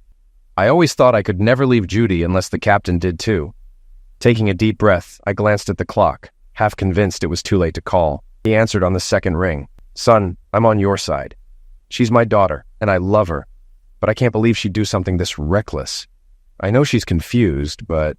He then shared stories of similar struggles in the Navy, wives straying during long deployments. Without saying it directly, he implied that some of those couples had found a way back. I respected him too much to interrupt. Finally, he asked, "I've read your papers. If I could knock some sense into her, would you consider another chance?" I had to smile, knowing the captain's way with words. We'd often debated the pros and cons of discipline with our kids, both believing gentle correction was better than trying to reason with a young mind, but neither very good at it. Then a coldness settled in my chest, and I worried for a moment if it was more than emotional pain. "No, sir. Captain, I'm sorry, but this wasn't a one-time mistake. I never understood how someone could feel like eliminating their spouse, but I do now. I'll spend my life working on forgiveness, but even if I couldn't live with her." I sighed, feeling the finality in my words, especially saying them to the captain. "Besides, sir, she loves him. I couldn't live with that, not even for the girl's sake." The captain's voice softened. "Son, she's pretty mixed up right now. Maybe if you give it some time." She told me they'd been talking about marriage before I even knew. I know I was busy with work, but I can't just excuse this. I want her to marry him, and we'll both live with it. I won't speak poorly of her. Captain, our marriage is over, but I don't want the twins to think their mother ruined it for a fling. There was a long pause before the captain asked, "Are you certain this is what you want? To push her into marriage with him?" I steadied my voice. "Judy and I will always be tied together through the twins, but right now I have no respect for her. If she marries him, at least she's doing the honorable thing. Maybe in a few years we'll see this differently," the captain interrupted. "If she marries him, it's going to be rough, and it could affect our relationship too. You'll always be the girl's granddad, and I'll always be their father. I'll leave the rest up to you, but I'll never step back from what you and I have." The captain sighed. "It's harsh, but we'll go with your plan. She's made her bed, so we'll see if she likes it. But remember, 2 wrongs don't make a right." I've lost count of how many times I've heard the phrase hard heart. Throughout the conversation, I could feel mine changing. I didn't hear a voice in my head, but I knew I was crossing a line, hardening my heart like steel. "I understand, sir, but I have no choice. I couldn't take her back and still respect myself. No matter how much I love Judy, I won't be a weak husband. Even if I were willing, what kind of example would that be for my girls?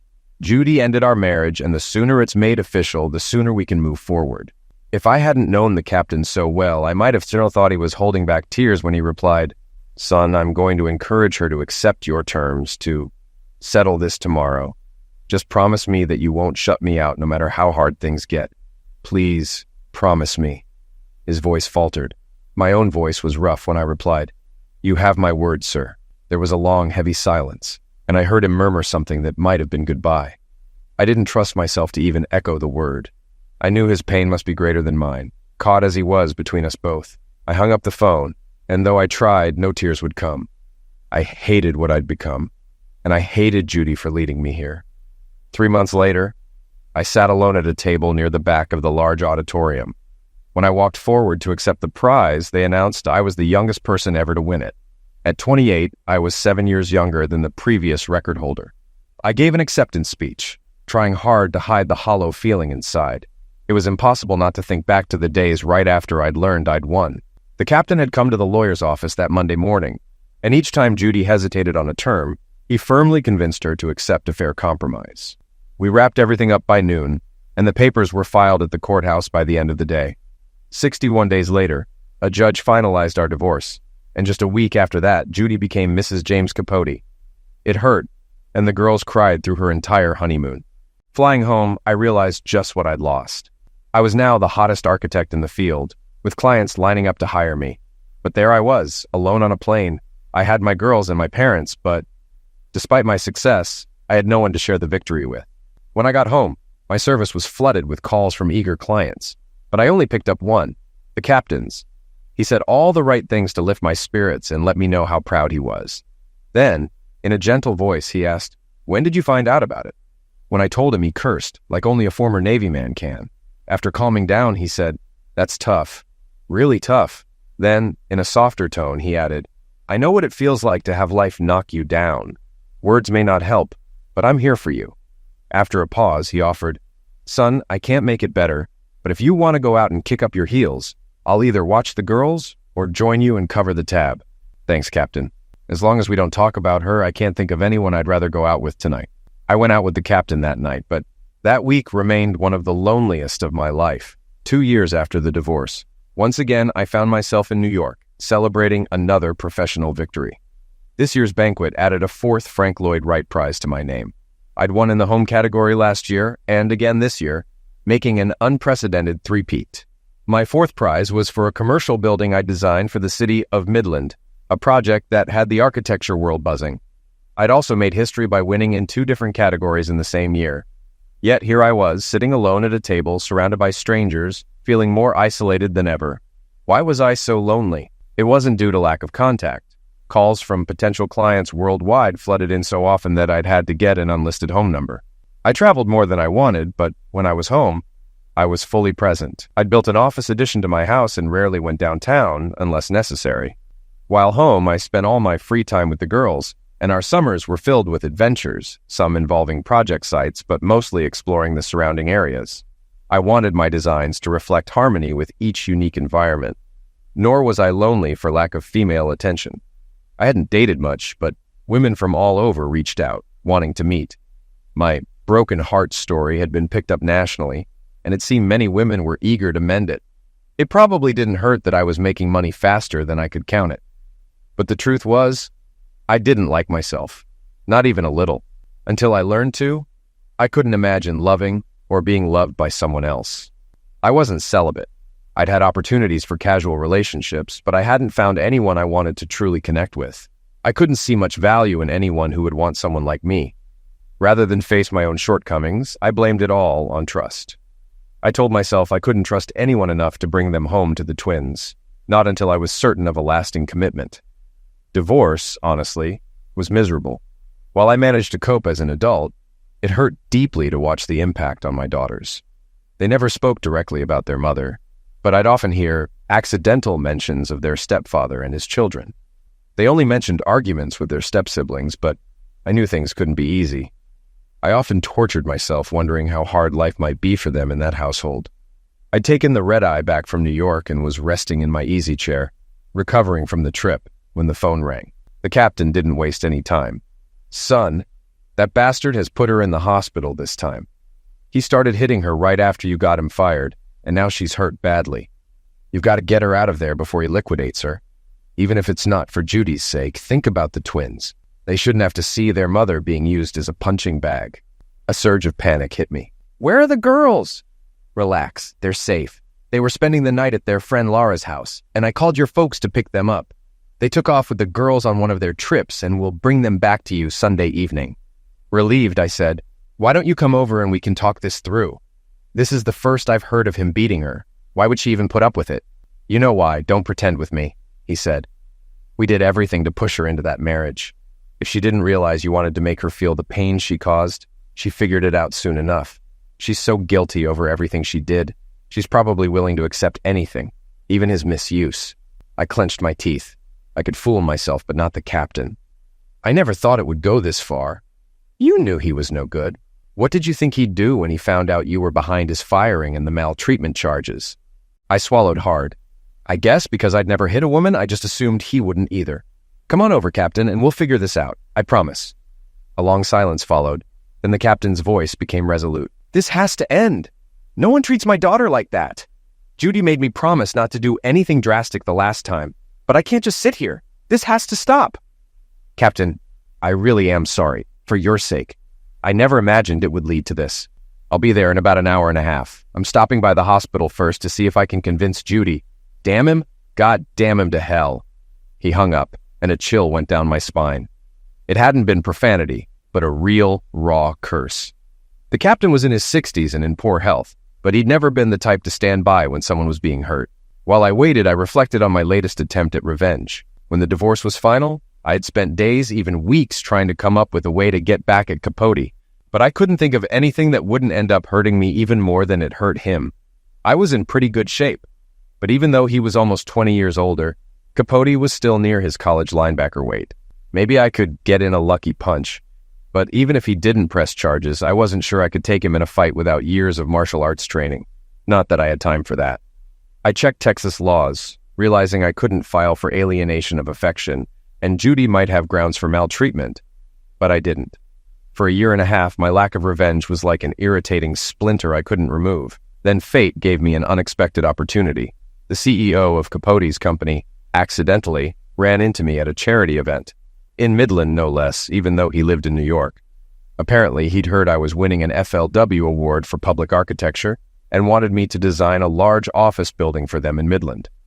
I set up a meeting, where I showed him a computer rendering of a design I'd been refining for years. Then, I was honest with him. If it had been any other company, I would have been thrilled to build my dream design, but for them, I wouldn't do it at any price. Of course, in a company that size, the CEO had no idea who Capote was, much less my ex-wife. When I explained that I wouldn't work for a company that tolerated such behavior, he didn't react well. A few weeks later, Capote was fired for sexual maltreatment. The CEO later called to thank me, saying Capote had faced several maltreatment complaints over his 15 years there. Upon further investigation, he found enough recent incidents to justify firing him, and we signed a contract the next week. Professionally, I was on top of the world, but after the captain's call, I feared my personal life was about to hit a new low. When the captain arrived, more than an hour late, he rolled into the house without explanation. Before I could offer him coffee or anything else, he launched right in. "Son, she's in terrible shape. She'll be in the hospital for at least a week. Hell, they only kept me 3 days after a sextuple bypass." He was visibly shaking, the tremors stopping where his paralysis began, which only added to the pain of the moment. After a tense silence, he continued, still barely in control. "I can't let this go on. I supported everything you did because I thought she deserved some of it. But not this. You have to stop this. Captain, how am I supposed to stop it? She's not my wife. I don't have any authority here. All she has to do is divorce him or press charges." The captain's voice held a commanding authority I hadn't heard before, and in that moment I understood how his junior officers must have felt when they made mistakes under his command. He snapped at me, refusing to accept my excuses, reminding me that he had been there, helping me through it all. He pointed out that I had known exactly what I was doing. intending for her to feel the pain of betrayal. Despite his love for me, he noted that I could be as cold-hearted as anyone he'd met, planning my actions without emotion, like a fighter-bomber pilot. He demanded to know, though, if I'd truly intended for things to end up this way. I nearly voiced a quick denial, but the look in his eyes stopped me. I lowered my head and admitted that, yes, I knew what I was doing. I knew that a man who cheated once wouldn't stop. Once a cheater, always a cheater. When I met his gaze again, I was surprised to find not anger or hardness, but a hint of compassion. Swallowing, I explained that I didn't think she'd stay with him. Midland was a small place, and I had made sure she'd know he was cheating, expecting she'd divorce him. The captain interrupted, asking if I'd been planning to take her back. I answered honestly, saying that while I had loved Judy, I couldn't live with someone who didn't love me or had chosen another. I might have been able to forgive her cheating, but not falling in love with him. I admitted that I'd used every angle I could, our daughters, even the captain himself, as well as her own morality, to push her into a marriage I believed wouldn't last 6 months. I wanted her to feel pain, though I hesitated, unable to say I hadn't intended for her to suffer this much. Part of me felt regret for the captain's sake, but I acknowledged that I didn't mind her being in a difficult situation. The captain held my gaze firmly, telling me he had tried to convince her to leave Capote at the hospital, but she wouldn't. He insisted that I was the only one who could truly make her leave, saying I had set this situation in motion, and I was the only one who could stop it. He asked if it was time I showed her some mercy. After a pause, he reflected that things hadn't gone the way he'd hoped. He had expected her to learn her lesson, repent, and return to me, humbled. He reminded me that he'd never seen anyone as devoted as I had been to her, and said he still believed that if she left Capote, I would take her back. Then he questioned why I thought she'd stopped loving me. I explained that when I had asked her that night, she replied, "I did love you." She had used the past tense, and that was the moment I realized there was no hope. It might not have been the answer he was looking for, but it was the only one I could give. The captain erupted, incredulous that all I'd taken from Judy's words was the tense of a single word. After a moment, he steadied himself, giving me a hard, evaluating look, and declared that I knew better. He said it was high time I realized what all this had done to her. His tone was sharp, but he managed to calm himself. Then, abruptly turning toward the door, he mentioned needing something from his car. With a commanding tone I hadn't heard before, he then ordered me to fetch the brown paper bag with books on the passenger seat. Though I don't usually respond well to orders, I followed through and brought him the bag. When I handed it over, he directed me to place it on the table, then asked if I knew Judy had kept a journal. Shaking my head, I indicated I hadn't. He continued, explaining that he hadn't known either until the hospital. He tried to convince her to divorce Capote, but she wouldn't listen. After calming down, he'd asked why Capote had beaten her, and Judy explained that Capote had seen her new journal and demanded she hand over the old ones. She had refused, clearly terrified of his reaction if he found them. When the captain offered to pick them up for safekeeping, she jumped at the idea, making him promise not to read them before she revealed where they were hidden. She even insisted he promise not to let anyone else read them either. He glanced toward his wheelchair and explained that, unable to reach her hiding spot himself, he took along a friend. Judy had written a note granting him permission, and he'd brought the son of a friend, a cop in uniform. Capote didn't give them any trouble, though the place was a mess. Kyle climbed up to the attic and returned with Judy's most recent journal, which she'd hidden inside a hollowed-out cookbook. Capote simply stood there, glaring, but did nothing else. The captain went on, saying that while he hadn't read the journals, and neither had Kyle, he hadn't promised not to give them to me, nor had I promised not to read them. He paused, giving me a long, intense look, and told me that he couldn't love me more if I were his own flesh and blood. Judy had her faults, he admitted, but lying wasn't one of them. He must have seen my reaction because he continued, acknowledging that not telling me about the affair was a form of lying, but insisted that, had I asked her directly, she would have confessed. Regardless, he pointed out, what was in those journals would be the raw, honest truth, her talking to herself. He urged me to read them and understand why she'd acted as she did, adding that we both knew it wasn't because she truly loved that man.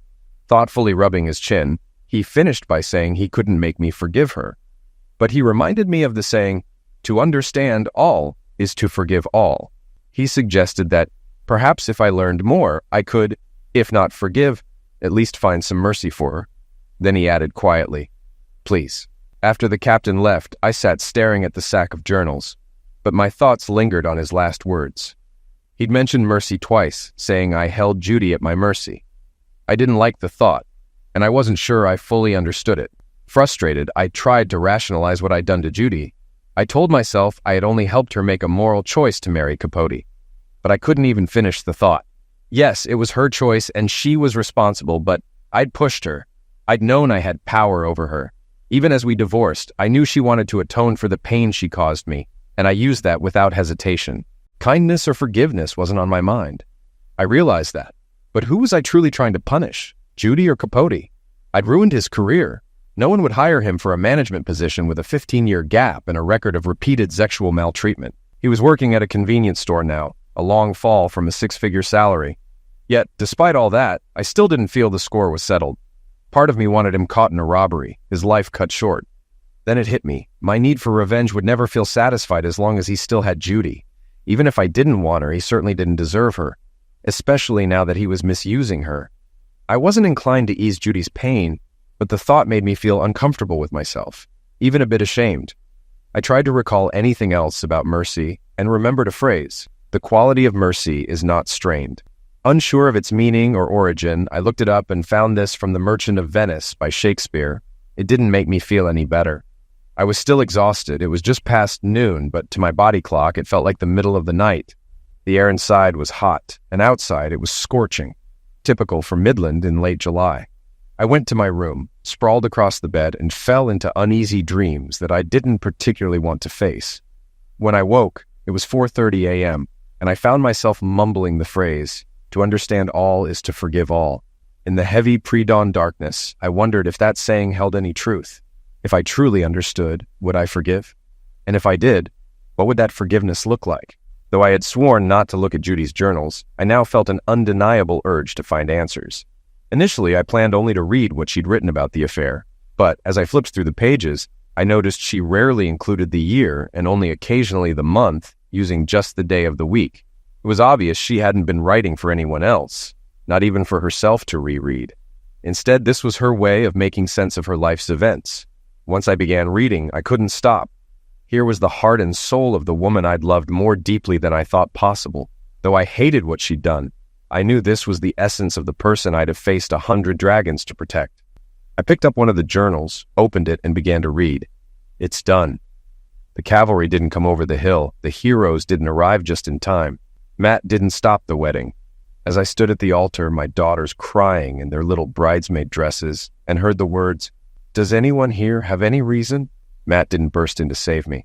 I said the vows, and this time I won't break them. What a foolish fantasy. I didn't even realize I wanted to be rescued until this morning, so how could anyone else? Now, I'm truly trapped.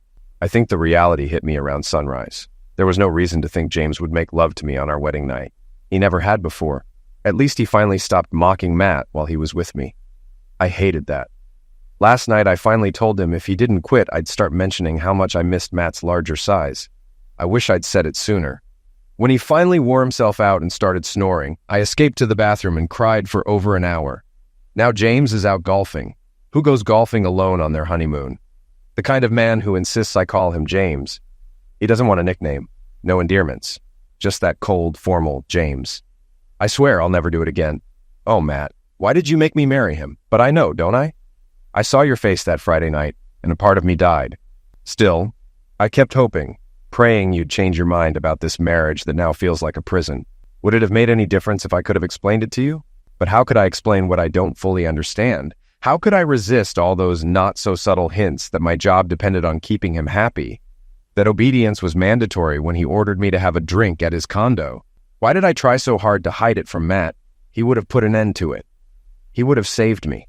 But in that last month, I wasn't sure I wanted saving, was I? Did I really start to love James? Or did I convince myself of that just to justify the betrayal of the man I did love? If I ever thought I loved him, he's killed it over these past 2 months, constantly boasting about winning me from a younger man, parading me around like a trophy. Oh my God, that's what I am. A 28-year-old trophy wife. His desperate attempt to feel young again as he nears 50. Oh God, what have I done? Who will rescue me now? As I kept reading, a few things gradually became clear. First, Judy had a subservient personality. Not exactly submissive, but she had a strong tendency to yield to anyone she perceived as powerful. She saw Capote as such a figure, and it seemed he had learned how to take advantage of this. Second, I had underestimated the depth of her pain over not having more children. She had feared I used my business as an excuse, and that stopping fertility treatments meant I'd given up for good. She felt crushed and resentful, a feeling I hadn't fully grasped. Her depression likely made her more vulnerable to someone like Capote. This didn't make her any less responsible for her choices. She had knowingly chosen to be with Capote, fully aware of what she risked by being with him. Her guilt was clear in her entries. She understood the weight of her actions and often wrote about her weakness. There were other surprises. She had figured out early on that I intended to punish her by pushing her into marrying Capote, realizing it after catching him cheating the first time. After reflection, she concluded that she deserved the punishment. Instead of complaining, she wrote pages about her pain, not her own, but an intense awareness of how she had hurt me. After the first instance of his infidelity, she didn't dwell on it much. Though she disliked it and worried about diseases, she didn't care who he slept with. Then I came across entries that darkened the story. It was painful to read her stark descriptions of his misuse. Put too much sugar in his coffee. A hard punch to the stomach. I bruised my hip when I hit the floor. This had happened just 3 months after their wedding. She never made a big deal of it, accepting his beatings as deserved for her actions. What did break her was the thought of me with someone else. She wrote pages filled with regret and sorrow the first time she suspected I'd been with another woman. Ironically, she was wrong about that woman, though I had been with someone else by then. The combination of my latest relationship, Capote's misuse, and his pressures nearly pushed her to a breaking point. Capote's demands were twofold. He wanted her to go to a fertility clinic, with his parents willing to cover the costs, and he pressured her to engage in intimate acts she hadn't done with me. She made excuses, but in truth, she didn't want his child, nor did she want to do anything with him that she hadn't done with my husband, as she often referred to me, even years after the divorce. She rarely used any term of endearment for Capote. Closing the last journal, I felt exhausted. I returned to bed and slept. One advantage of running my own design firm was the freedom to set my hours however I liked. My staff knew not to contact me at home unless a building had collapsed. No one called during the next 2 days as I tried to sort through my thoughts. At the end of that time, I still hadn't made a decision. Capote was in serious trouble, though he didn't know it yet. I wasn't sure how I'd handle him, but his survival was questionable. I was seriously considering reaching out to people I knew who operated on the fringes of construction. They weren't allowed on my projects, but they had an appreciation for well-designed homes. My fee for designing a house had reached 7 figures.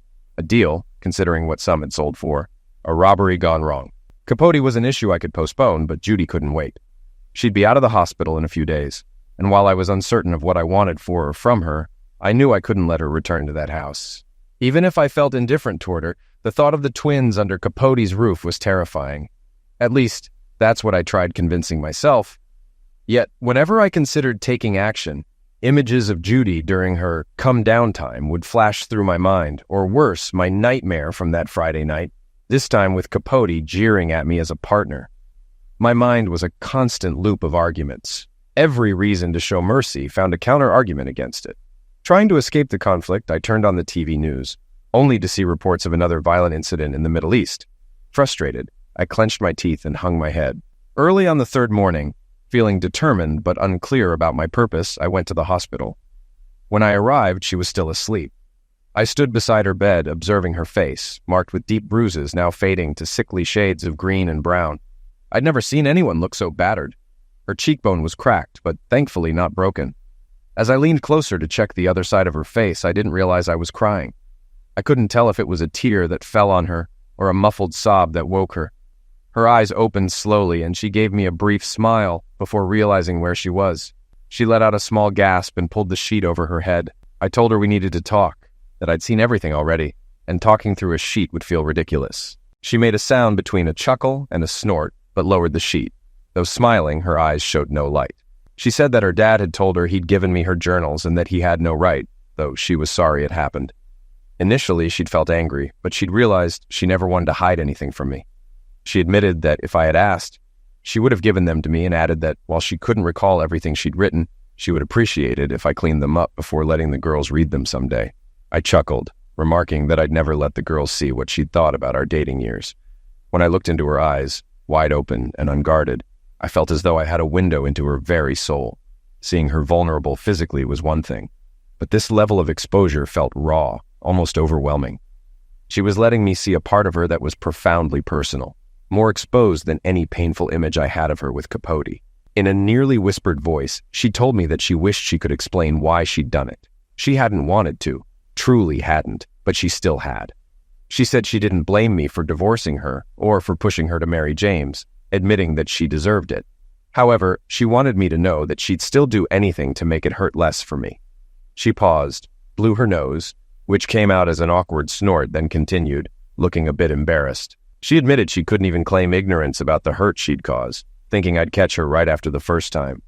When things kept going, she'd felt confused. She never loved me any less, she confessed, but felt she'd wanted me to rescue her.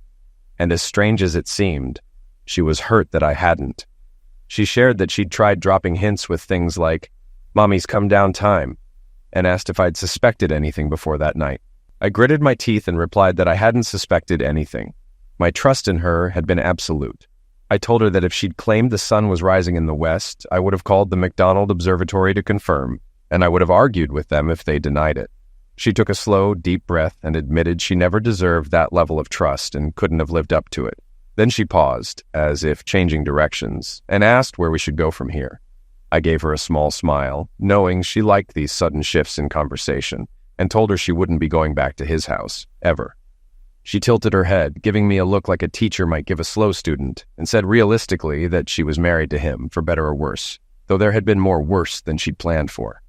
I felt my temper stir and insisted she wouldn't be going back, asking her to pretend I was rescuing her. I told her she was not going back. For a moment she looked confused, and asked if I'd read that in her journal, mentioning that she had sworn never to break her vows again. I interrupted, explaining that he had already broken every vow. They were his to keep, but he'd cheated on her and failed to love or cherish her.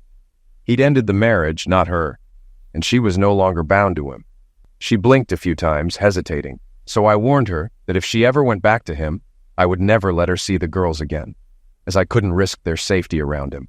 At that, she broke down, burying her head in her hands, and as she cried, I held her close. She soon realized I was embracing her, and she clung to me, soaking my shirt with her tears. When she calmed down, she asked quietly where she would go and what she would do. I assured her that I would help and protect her from him, promising to have my lawyer prepare divorce papers and a restraining order. I asked if she'd sign them that afternoon, and without looking up, she nodded into my chest. Later that afternoon, my lawyer and 2 of his secretaries arrived at her hospital room, witnessing her signatures on the documents. Once everything was filed, he left us alone. She held my hand to her tear-streaked cheek and, with her eyes glistening, asked softly if I would take her back when this was all over. It was the question I had feared.